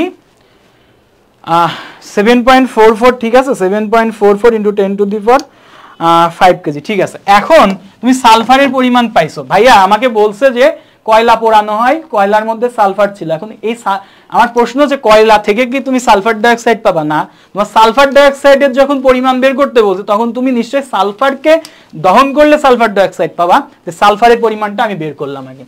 এখন প্রশ্ন হচ্ছে সালফারকে দহন করলাম, কি পাবো ভাইয়া? Sulphur dioxide. এখান থেকে একটা ফ্যাক্ট তুমি বুঝতে পারতেছো যে আমার এখানে যে ব্যাপারটা হচ্ছে সেটা হচ্ছে তুমি এখান থেকে সালফার থেকে দহন করে সালফার ডাইঅক্সাইড পাচ্ছ। তাহলে এখানে দেখো সালফার 1 মোল, তাহলে এন অফ সালফার আর এন অফ সালফার ডাইঅক্সাইড এটা কি ইকুয়াল না? কারণ নিচে 1 দিয়ে ভাগ করলে একই। তাহলে আমরা একটা কাজ করতে পারি, তুমি এন তো পেয়ে গেছো, এটা কি, এটার হচ্ছে প্রদত্ত ভর কত, সালফারের প্রদত্ত ভর হচ্ছে কতটুকু পাইছো। তাহলে আমরা এখান থেকে এন অফ সালফার যদি বের করি, n of sulphur equals to W divided by M, তাহলে ডাব্লিউ ডিভাইডেড বাই এম যদি আমরা করি তাহলে কত আসে? ডাব্লিউর ভর 7.44 ইন্টু 10⁵, এটা কি কেজি না? তাহলে এটাকে গ্রামে নিতে হবে, 1 কেজিতে 1000 গ্রাম। আর আমাদের সালফারের ভর কত ভাইয়া? সালফারের ভর হচ্ছে 32। তাহলে এখান থেকে আমাদের যে ভ্যালুটা আসবে, এখান থেকে আমাদের যে ভ্যালুটা আসবে সেটা হচ্ছে 2.325 ইন্টু 10⁷ মোল, 2.325 ইন্টু 10⁷ মোল। এখন চিন্তা করো ভাইয়া যে আমাদের এইটার মোল সংখ্যা এটার মোল সংখ্যা সমান, তাহলে আমি যদি একটু খেয়াল করো যে আমি যদি এখানে মোল সংখ্যা যেটা সালফারের পাইছি সেম জিনিসটাই সালফার ডাইঅক্সাইডের, তাহলে আমি লিখতে পারি অতএব N of sulphur dioxide equals to 2.325 into 10⁷ মোল। আর আমরা জানি 1 মোলে এসটিপিতে 22.4 লিটার গ্যাস উৎপন্ন হয়, তাহলে এত মোলে কতটুকু হবে? 2.325 ইন্টু 10⁷ ইন্টু 22.4 লিটার। তাহলে এটাকে জাস্ট তুমি কি করবা? 22.4 দিয়ে গুণ করবা। সো আমাদের এটা আসবে হচ্ছে 5.208 10⁸ লিটার, 5.208 10⁸ লিটার। ডান, ঠিক আছে ভাইয়েরা, আমরা আশা করি এটাও পেরে গেছি। আচ্ছা, তো তারপরে একটা ম্যাথ আছে ভেজালের ম্যাথ। ভেজালের ম্যাথটা 2 জায়গায় আসছে, বুয়েট 14-15-তে আসছে আর বুটেক্স 8-9-এ আসছে। সো আগে বুটেক্সে আসছে, তারপর বুয়েটে আসছে, ঠিক আছে। সো এই ম্যাথটা একটু তোমরা নিজেরা প্র্যাকটিস করো, নিজেরা একটু পড়ো, তারপর আমি তোমাকে সলিউশন দেখাই দিচ্ছি। সো দেখো কি বলতেছে হচ্ছে ভেজালযুক্ত ক্যালসিয়াম কার্বনেটকে হাইড্রোক্লোরিক অ্যাসিডের সাথে হাইড্রোক্লোরিক অ্যাসিডের 15.82 গ্রামের সঙ্গে বিক্রিয়া করে 37 ডিগ্রি সেন্টিগ্রেড, আচ্ছা যাই হোক, যেটা হচ্ছে ভেজালযুক্ত ক্যালসিয়াম কার্বনেট, মানে যে ক্যালসিয়াম কার্বনেটটা আছে তার মধ্যে ভেজাল আছে, ভেজালও আছে, বিশুদ্ধও আছে, সম্পূর্ণ মিলায়ে এখানে যে ফ্যাক্টটা আসতেছে সেটা হচ্ছে 58.2 গ্রাম। এটার সঙ্গে HCl এর বিক্রিয়া করা হয়েছে 37 ডিগ্রি সেন্টিগ্রেড তাপমাত্রা এবং 750 মিলিমিটার মার্কারি চাপে, এবং এত ডেসিমিটার কিউব কার্বন ডাইঅক্সাইড উৎপন্ন করে। তাহলে কার্বন ডাইঅক্সাইড উৎপন্ন করতেছে এত চাপে, এত ডেসিমিটার কিউব কার্বন ডাইঅক্সাইড সে উৎপন্ন করলো। ওই ক্যালসিয়াম কার্বনেটে ভেজালের পরিমাণটা নির্ণয় করতে বলছে। সো এই ধরনের ম্যাথগুলো আমাদের জন্য বেশ ইন্টারেস্টিং। আমরা চলো একটু ম্যাথটা সলভে চলে যাই। সলভটা হচ্ছে এভাবে আমরা করতে পারি। সো এখানে যে ব্যাপারটা হবে দেখো, ক্যালসিয়াম কার্বনেট HCl এর সাথে রিয়াকশন করে একটা জিনিস তৈরি করবে, সেই রিয়াকশনটা এবার আসবে। So calcium carbonate plus HCl reaction করে যে calcium chloride plus carbon dioxide plus পানি তৈরি করছে। এখন তুমি যদি একটু ভাইয়া খেয়াল করো, এখানে যে ব্যাপারটা আসছে ক্যালসিয়াম কার্বনেট আর কার্বন ডাইঅক্সাইড সবগুলোই কিন্তু 1 মোল করে আছে। সো এখানে যেহেতু ভাইয়া 1 মোল করে আছে, সো এখানে একটু ব্যাপারটা খেয়াল করো, এখানে ঝামেলা তেমন একটা নাই। তবে ঝামেলাটা কোথায় আছে আমি একটু বলি, যে আমার এখানে হাইড্রোজেন আছে 2 মোল আর এখানে H আছে 1টা, তার মানে এখানে 2টা হাইড্রোজেন, এখানে 2 HCl আমাকে দিতে হচ্ছে। ওকে, সো আমরা এতটুকু বুঝছি। এখন আসো আমরা একটা কাজ করতে পারি। কাজটা করতে পারি, দেখো এখানে বেশ কিছু কন্ডিশন দেওয়া আছে। 37 ডিগ্রি সেন্টিগ্রেড তাপমাত্রা, 750 মিলিমিটার মার্কারি চাপে, এত ডেসিমিটার কিউব কার্বন ডাইঅক্সাইড উৎপন্ন করা হয়েছে। তাহলে এখান থেকে তুমি কি কি তথ্য পাচ্ছ? এখান থেকে তুমি টি জানো, এখান থেকে তুমি পি জানো, এখান থেকে তুমি কি জানো, এখান থেকে তুমি ভি জানো। সো এখান থেকে কি তুমি মোল সংখ্যাটা কার্বন ডাইঅক্সাইড কত মোল তৈরি হয়েছে বের করতে পারবো না? অবশ্যই পারবো। সো কার্বন ডাইঅক্সাইড কতটুকু বের হয়েছে আমরা সেটা বের করি। তাহলে এন অফ কার্বন ডাইঅক্সাইড আমরা বের করতে চাচ্ছি। এটার জন্য আমরা যে সূত্রটা অ্যাপ্লাই করব পিভি সমান এনআরটি। সো পিভি সমান এনআরটি দিয়ে আমরা এন অফ কার্বন ডাইঅক্সাইডটা বের করে আনবো। তাহলে এন অফ কার্বন ডাইঅক্সাইড সমান কি থাকে? PV by RT. So P এর ভ্যালু কত? 750 মিলিমিটার মার্কারি। সো 1 এটিএম এ 760 মিলিমিটার মার্কারি। সো আমরা যেটা করব, যেটা দেওয়া আছে পি এর ভ্যালু ডিভাইডেড বাই এটার স্ট্যান্ডার্ড দিয়ে ভাগ করলে এটা এটিএম এ চলে যাবে। তারপর ভি এর ভ্যালু কত দেওয়া আছে? পি নিলাম এটিএম এ, ভি কিন্তু ডেসিমিটার কিউব মানে লিটারেই আছে, ঝামেলা নেই। আমি এই জন্য পরিমাণগত রসায়নটা একটু সাজেস্ট করে দিব তোমাকে। এখানে বিভিন্ন এককের কনভার্সন তোমাকে শেখানো হবে, ঠিক আছে? ওকে, ডান। আচ্ছা, এখন আর এর ভ্যালু কত বসাবো ভাইয়া? পি এটিএম এ বসাইছো, ভি লিটারে বসাইছো, তাহলে আর এর ভ্যালু 0.0821 বসান ভাইয়া। আচ্ছা, টি এর ভ্যালু হচ্ছে আমাদের কি বলা আছে, কত ডিগ্রি? 37, মানে হচ্ছে 273 যোগ করলে আসে 310। সো এখান থেকে এন অফ কার্বন ডাইঅক্সাইডের একটা ভ্যালু আসবে। সো ভ্যালুটা কি দেওয়া আছে কিনা এখানে আমি একটু দেখি। সো এন অফ কার্বন ডাইঅক্সাইডের ভ্যালুটা আমার এখানে এভাবে বলা নাই।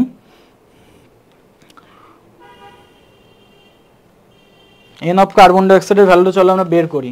সেটা হচ্ছে এরকম যে 750 divided by 760 into 2.53 divided by 0.0821, আচ্ছা সরি 81 ইন্টু 310। সো এই ভ্যালুটা আছে 0.098 এত মোল, ঠিক আছে? এই যে মোল পাইলা, আবার তুমি এই বিক্রিয়া থেকে দেখতে পাচ্ছ ক্যালসিয়াম কার্বনেটের সামনে 1 আছে, কার্বন ডাইঅক্সাইডের সামনে 1 আছে। তাহলে আমরা এটা যদি লিখতে পারি যে n of calcium carbonate equals to N of carbon dioxide, তাহলে একটা বিষয় খেয়াল করা যায় যে এই মোল আর এই মোল তো সেম।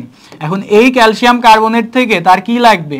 তার হচ্ছে বিশুদ্ধের পরিমাণটা লাগবে, কারণ টোটাল পরিমাণ দেওয়া আছে, ভেজালের পরিমাণ বের করতে বলছে। ম্যাথ করে যা পাবো সবসময় বিশুদ্ধ পরিমাণ। তাহলে এই এন অফ ক্যালসিয়াম কার্বনেটকে আমি যেটা আকারে ভাঙবো ডাব্লিউ ডিভাইডেড বাই এম, আর এটাকে ভাঙবো, এটার তো ভাঙার কিছু না, এটার ভ্যালু দেওয়া আছে, এটা আমি বসাই দিব, ঠিক আছে, দেওয়া আছে না, বের করছি।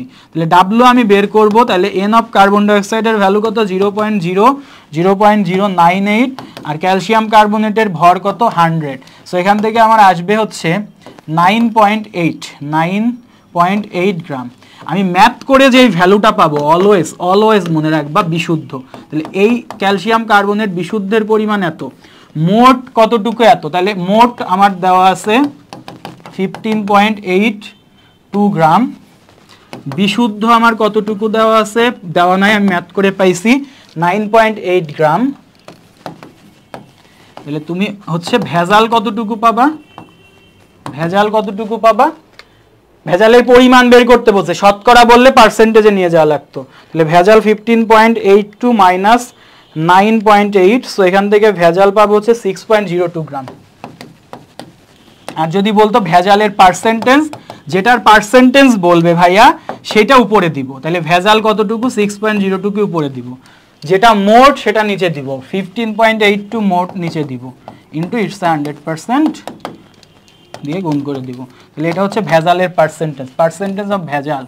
আর যদি বলতো ভাই পার্সেন্টেজ অফ বিশুদ্ধ, তাহলে যেটা চাইছে বিশুদ্ধ সেটা উপরে দিব, মোটটা নিচে দিব, ইন্টু 100%। ক্লিয়ার? এই ধরনের ম্যাথ আশা করি কোনো রকম ঝামেলা পড়বা না তোমরা। ওকে, সো দুইবার আসছে, ভালো মতন দেখা লাগবে। আচ্ছা, সো এইটা আমরা করে এই টাইপ। আচ্ছা, আরো কিছু আছে, এটা লাগবে না আপাতত, এগুলো লাগতেছে না। আচ্ছা, আরো আছে না, আমরা তাহলে আর এক ধাপে করব, এটা করে আমরা এই ধাপটা শেষ করি। ওকে ভাইরা, দেখো আমাদের বুটেক্স 18-19 সেশনে আসে একটা কোশ্চিন, বেশ ইন্টারেস্টিং একটা কোশ্চিন, চলো আমরা সলভ করি। আমাকে বলছে বায়ুতে আয়তন হিসেবে 21% অক্সিজেন আছে বিদ্যমান, এটা একটা তথ্য দিছে। 5% অদাহ্য পদার্থ আছে, অদাহ্য পদার্থ আছে মানে যারা জ্বলবে না, এমন 1 কেজি কয়লার দহন ঘটাতে প্রমাণ অবস্থায় কত আয়তন বায়ু প্রয়োজন, বায়ু মানেই সেই হচ্ছে অক্সিজেন প্রয়োজন, এটা জানতে চাওয়া হয়েছে। এখন প্রশ্ন হচ্ছে 5% অদাহ্য মানে কি, এটা জ্বলবে না, তাহলে 95% এখানে তাইলে কি আছে, দাহ্য। 95% দাহ্য মানে দাহ্য জিনিসটাই তো কার্বন, তার মানে 1 কেজি কয়লার মধ্যে বা 1 কেজি কার্বনের মধ্যে 95% হচ্ছে কি, বিশুদ্ধ। 95% কি, বিশুদ্ধ। তাহলে 5% কি ভেজাল, তার মানে 1 কেজি কয়লার মধ্যে আসলে কিন্তু 1 কেজি কার্বন নাই, 95% পরিমাণ কার্বন আছে। তার মানে আমরা যদি একটু খেয়াল করি, আমাদের যে ব্যাপারটা এখানে আসবে সেটা হচ্ছে 1 কেজি কয়লায় আসলেই বিশুদ্ধ কার্বন যতটুকু আছে সেই জিনিসটা, বিশুদ্ধ কার্বনের পরিমাণ 1 কেজিতে 1000 গ্রাম ইন্টু 95% মানে 0.95, সো এটা আসে 950 গ্রাম। ঠিক আছে, এতটুকু ক্লিয়ার। এখন 950 গ্রামে আদতে কত মোল হয় সেই জিনিসটা যদি আমরা একটু হিসাব করি, তাহলে n of carbon equals to 950 divided by 12 মানে ডাব্লিউ ডিভাইডেড বাই এম। তাহলে এখান থেকে আমাদের ভ্যালু যেটা আসে ভাইয়া, সেটা আসে হচ্ছে 79.17 মোল, এত মোল আমাদের কার্বনের মোল সংখ্যা। ঠিক আছে, এখন আমরা যদি একটু খেয়াল করি আমাদের দহন বিক্রিয়ায় কি হবে, কার্বন আছে যে কয়লা, তার সাথে আমাদের অক্সিজেনের রিয়াকশন হবে, আমরা কার্বন ডাইঅক্সাইড পেয়ে যাব। সো এখানে যে ব্যাপারটা, কার্বন আমাদের কয় মোল আছে ভাইয়া, 1 মোল, এবং অক্সিজেনও এখানে কতটুকু লাগছে, 1 মোল। তার মানে আমরা যদি একটু খেয়াল করি, আমার অক্সিজেনের কি চাওয়া হয়েছে, পরবর্তীতে আয়তন চাওয়া হয়েছে। তাহলে 1 মোল অক্সিজেনের আয়তন 22.4 লিটার, তাহলে 22.4 লিটার অক্সিজেনকে পোড়ানোর জন্য আমার মোল সংখ্যা লাগতেছে হচ্ছে 1 মোল, তাই না? তাহলে এত মোল কার্বনকে পোড়ানোর জন্য কতটুকু লাগবে, তাহলে আমরা এই জিনিসটাই দেখব। তার মানে আমরা যদি একটু খেয়াল করি, আমাদের 1 মোলকে পোড়াইতে আমার অক্সিজেন লাগতেছে কত, 22.4 লিটার। আমার 1 মোলকে পোড়াইতে অক্সিজেন লাগতেছে কত, 22.4 লিটার। তাহলে এত মোলকে পোড়াইতে অক্সিজেন কতটুকু লাগবে, তাহলে অক্সিজেনের পরিমাণ বা V of oxygen equals to আমার কি আসবে। আচ্ছা, এই বিক্রিয়া থেকে আগে করি, এই বিক্রিয়া থেকে আগে যদি আমরা করি যে আমাদের এখানে কি হচ্ছে, আমাদের এখানে 79.17 যদি এই মোল কার্বনকে পুরাতে হয় কতটুকু অক্সিজেন লাগবে, তাহলে আমাদের আমরা যদি এরকম দিই যে আমাদের 1 মোল কার্বনকে পুরাইতে অক্সিজেনের প্রয়োজন হচ্ছে 22.4 লিটার। খুবই সংক্ষেপে লিখছি, এত জিনিস লেখা লাগে না। তাহলে 79.17 মোল কার্বনকে পুরাইতে অক্সিজেনের পরিমাণ 22.4 ইন্টু 79.17। তো এখান থেকে আমাদের ভ্যালু যেটা আসে ভাইয়া 1773.33 লিটার অক্সিজেন। সো এই হচ্ছে আমাদের মোটামুটি একটা ভ্যালু। এখন প্রশ্ন হচ্ছে ভাইয়া এটাই কি আমার হচ্ছে সেই অক্সিজেনের আয়তন বা পরিমাণটা? না, তুমি একটু যদি তথ্যটা খেয়াল করো যে আমাদের বায়ুতে আয়তন হিসাবে 21% অক্সিজেন আছে, মানে 21% মানে 0.21। তাহলে 1 লিটারে আমার এতটুকু হচ্ছে অক্সিজেন আছে, 1 লিটারে আমার আসলেই অক্সিজেন আছে 0.121 পরিমাণ। তাহলে আমার এত লিটারে অক্সিজেন কতটুকু আছে, কত লিটার আছে সেটা আমরা বের করব। তাহলে আমরা যদি একটু খেয়াল করি, আমার 0.21 লিটার অক্সিজেন আমাদের কি জিজ্ঞাসা করছে, কত আয়তন? 0.12 লিটার অক্সিজেনে 0.12 লিটার অক্সিজেন আছে হচ্ছে 1 লিটার বায়ুতে, 1 লিটার বায়ুতে।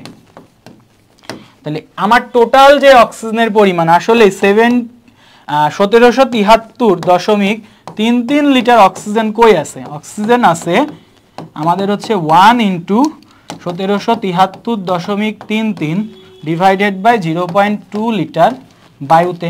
তাহলে এখানে আমাদের আসবে 1773 ওকে 0.33 ভাগ 0.21। সো এটা আমাদের ভ্যালুটা আসবে 833.4.42 লিটার বায়ু। হ্যাঁ, সো এইটা হবে আমার অ্যান্সার। সো ভাইয়া ম্যাথটা বেশ ইন্টারেস্টিং ছিল, আশা করি তোমাদের প্রবলেম হবে না। এই ধরনের ম্যাথগুলো সলভ করতে একটু মাথা খাটানো লাগবে, অনেক অ্যাপ্রোচে করা যায়, তবে এই অ্যাপ্রোচটা যদি ঐকিক নিয়ম বুঝো তাহলে এই অ্যাপ্রোচটা ইজি ছিল। ওকে, নেক্সটে যাই। আমাদের যেটা বলছে 14 ডিগ্রি সেন্টিগ্রেড তাপমাত্রায় 1.20 এত নিউটন পার মিটার স্কয়ার চাপে কত আয়তন হাইড্রোজেন সালফাইড 10 গ্রাম লেড নাইট্রেটের সাথে বিক্রিয়া করবে? মানে এখানে হাইড্রোজেন সালফাইডের আয়তন মানে ভিটা বের করতে বলছে। সো একটু হচ্ছে অন্যরকম ম্যাথ, রুয়েট 17-18তে আসছে। আমাদের বলছে হাইড্রোজেন সালফাইডের সাথে লেড নাইট্রেটের রিঅ্যাকশন। সো রিঅ্যাকশনটা আগে মোস্ট অফ দ্য কেসেস না পারলে আটকে যাবে। Hydrogen sulphide plus lead nitrate. So এই যদি রিঅ্যাকশন হয়, লেডের যোজনী এখানে 2, তো ওরটা 2 চলে গেল। সো রিঅ্যাকশন করে যেটা হবে, এখানে যেটা তৈরি হবে এটা হচ্ছে লেড আর সালফেট মিলে লেড সালফাইড তৈরি করবে, লেড সালফাইড, আর এখানে এইচ আর NO3 মিলে নাইট্রিক অ্যাসিড তৈরি করবে। ঠিক আছে, সো এই মোটামুটি হচ্ছে আমাদের বিক্রিয়াটা। আচ্ছা, সো এখানে একটা হচ্ছে আমাদের 2 হবে। এখন যদি আমরা একটু খেয়াল করি, আমাদের ফ্যাক্টটা হচ্ছে কার কার সাথে মানে মিলবন্ধন। দেখো হাইড্রোজেন সালফাইডের সাথে লেড নাইট্রেটের মিলবন্ধন, আমরা হাইড্রোজেন সালফাইডের N of hydrogen sulphide equal to N of lead নাইট্রেটটা বের করলাম। খেয়াল করো দুইটার সামনেই কিন্তু 1 আছে, দ্যাটস মিনস নিচে যে 1 দিয়ে স্টয়কিওমেট্রি দিয়ে ভাগ করার নিয়মটা, এটা 1 দেওয়া লাগতেছে না, মানে দুইটাই সমান। প্রশ্ন হচ্ছে ভাই আমরা কোনটাকে কি দ্বারা ভাঙবো? হাইড্রোজেন সালফাইডের আয়তন বের করতে বলছে, এবং দেখো হাইড্রোজেন সালফাইডের তোমার কি বের করতে বলছে? আয়তন বের করতে বলছে। আর লেড নাইট্রেটের ক্ষেত্রে তোমার কি বলছে? লেড নাইট্রেটের দেখো একটা পরিমাণ দেওয়া আছে 10 গ্রাম। তাহলে আমরা কি করতে পারি? লেড নাইট্রেটটাকে আমরা ভাঙতে পারি W divided by M A.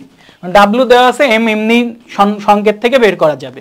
R hydrogen সালফাইডকে আমরা কিভাবে ভাঙতে পারি সেটা হচ্ছে, দেখো তার তাপমাত্রা দেওয়া আছে, তার হচ্ছে চাপ দেওয়া আছে, তারপরে তার আয়তন বের করতে হবে। তার মানে এটাকে আমরা ভাঙতে পারি N = PV বাই RT এই সূত্রে। ঠিক আছে, সো এটা হচ্ছে হাইড্রোজেন সালফাইড। তো P এর ভ্যালুটা বসাই দিই চলো। সো P এর ভ্যালুটা আমার কত আসবে ভাইয়া দেখি। P এর ভ্যালুটা আমার আসবে এখানে P হচ্ছে এটা নিউটন পার মিটার স্কয়ার আছে, মানে SI ইউনিটে আছে, প্যাসকেলে আছে। আমরা সবসময় ATM এ নিয়ে অভ্যস্ত। সো আমরা একটা সূত্র জানি যে আমাদের 1 ATM সমান 101/325 প্যাসকেল, অথবা 1 প্যাসকেল আর 1 newton per metre square same কথা। তাহলে এটা সমান লেখা যায় এত নিউটন পার মিটার স্কয়ার। ঠিক আছে, তাহলে তুমি যদি একটা কাজ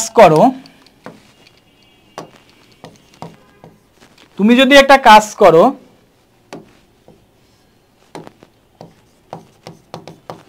সেটা হচ্ছে যেটা দেওয়া আছে নিউটন পার মিটার স্কয়ার, ওই ভ্যালুটা বসাও। দেখে 1.20 ইন্টু 10⁵ আর স্ট্যান্ডার্ড ভ্যালু কত? এক এটিএম এ কত Newton per metre square? 101/325।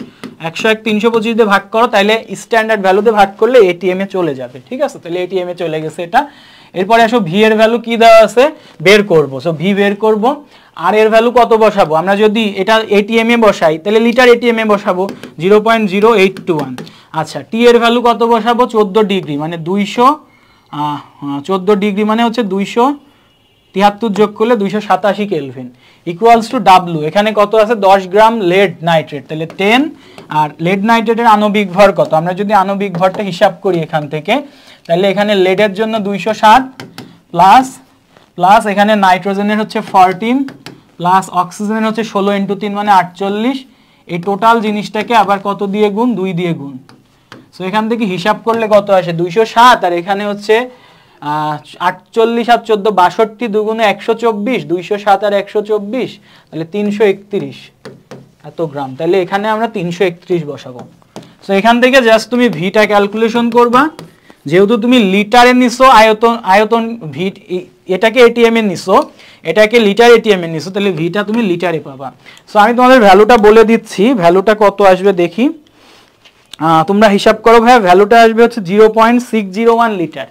0.601 litre. So আমি আগের ম্যাথগুলোতে যেটা করছি, তোমাকে আমি এই জিনিসগুলো একটু ধাপে ধাপে করানো শিখাইছি। এন দিয়ে যে ম্যাথগুলো করছি, কই এই যে এখানে N of carbon dioxide PV/nRT করে আগে এইটা বের করছি, তারপরে দেখাইছি এই দুইটা। কিন্তু এখানে কিন্তু কার্বন ডাইঅক্সাইডে ডিরেক্ট তুমি PV/RT সূত্র বসাই এই দুই সাইডেই করে দিতে পারতা, বাট প্রথম দিকে আমি হচ্ছে একটা স্টেপ ভেঙে দেখাইছি। বাট এই ম্যাথে এসে কি করলাম, এই ম্যাথে এসে আমি তোমাকে দুই সাইডে দুইটা সমান দেখাই, একবারে দুই সাইডে দুইটা সূত্র ভেঙে করে দিছি। সো আস্তে আস্তে এরকম অনেক লাইন গ্যাপ দেয়া তুমি শিখবা। ক্লাসের ফার্স্টে আমি তোমাকে গ্যাপ দেয়া শিখাইতে পারতাম, বাট শেখাই না ইচ্ছা মতো, কারণ তুমি আস্তে আস্তে ধাতস্থ হবা ক্লাসগুলোতে। ঠিক আছে, আচ্ছা নেক্সট ম্যাথে যাই। মিল্ক অফ ম্যাগনেসিয়া হলো ম্যাগনেসিয়াম হাইড্রোক্সাইডের জলীয় সাসপেনশন, যা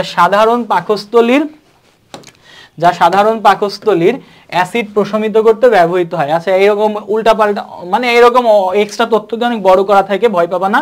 পাকস্থলীর অ্যাসিড মূলত হাইড্রোক্লোরিক অ্যাসিড, যা মিল্ক অফ ম্যাগনেসিয়ার সাথে বিক্রিয়া করে। মিল্ক অফ ম্যাগনেসিয়াম মানে ম্যাগনেসিয়াম হাইড্রোক্সাইড, এটার সাথে রিয়াকশন করে ম্যাগনেসিয়াম ক্লোরাইড আর পানি তৈরি করে। এই রিয়াকশন তো তুমি এমনিই জানো, এই তো বাংলা কথা লিখে ভয় দেখাচ্ছে।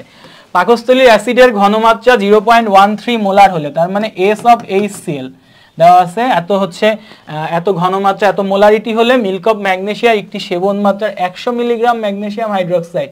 তার মানে তোমার হচ্ছে যে ম্যাগনেসিয়াম হাইড্রোক্সাইডের ডাব্লুটা দেওয়া আছে 100 মিলিগ্রাম। বলছে হাইড্রোক্সাইডের কত লিটার পাকস্থলীর অ্যাসিড প্রশমিত করবে, তার মানে ভি অফ HCl তোমাকে বের করতে বলছে। ম্যাগনেসিয়ামের পারমাণবিক ভর 24.3 ধরে করতে হবে ম্যাথটা। সো ভাইয়া একটু আমি যদি তোমাকে বিক্রিয়াটা লিখে দিই তাহলে ম্যাথ হয়ে গেছে। সেটা হচ্ছে HCl এর সাথে আমাদের ম্যাগনেসিয়াম হাইড্রোক্সাইড বা milk of magnesia reaction. So আমরা জানি কি তৈরি হবে, সেটা হচ্ছে ম্যাগনেসিয়াম ক্লোরাইড আর পানি, একটা অ্যাসিড বেজের রিয়াকশনে লবণ আর পানি তৈরি হয়। সো খেয়াল করো এখানে ক্লোরিন দুইটা আছে, এখানে 2 দেওয়া লাগবে। সো এটাই হচ্ছে ফ্যাক্ট, এটা 1 মোল, এটা 2 মোলের সমান। তাহলে এখানে তুমি যদি এখন দুইজনের মধ্যে রিয়াকশনটা লেখো, তাহলে N of HCl divided by 2, কারণ সামনে একটা 2 আছে, N of magnesium hydroxide divided by 1। তো এই 1 দেওয়া যা না দেওয়া তো আমি আর 1টা দিলাম না। আচ্ছা, সো এখন যে ব্যাপারটা ভাইয়া তোমাকে এখানে করা লাগবে যে N of HCl divided by 2, এটাকে কিভাবে ভাঙবো? দেখো HCl এর S দেওয়া আছে, V বের করতে হবে, তাহলে এটাকে আমরা S ইন্টু V আকারে ভাঙবো ডিভাইডেড বাই 2। আর N অফ ম্যাগনেসিয়াম হাইড্রোক্সাইডকে কিভাবে ভাঙবো? দেখো 100 মিলিগ্রাম, এটা W দেওয়া আছে, তাহলে এটাকে আমরা W বাই M এ ভাঙবো। সো এখান থেকে আমরা S এর ভ্যালুটা চলো বসাই দিই। S এর ভ্যালুটা আমাদের কত আছে? 0.13 মোলার, তাহলে V এর ভ্যালু লিটারে পাবো ডিভাইডেড বাই 2 ইন্টু ডাব্লুর ভ্যালু কত? 100 মিলিগ্রাম। সো আমরা কি করবো, এই মিলিগ্রামকে গ্রামে নিয়ে যাব, আর এমকে ম্যাগনেসিয়াম হাইড্রোক্সাইডের এমকে বসাবো।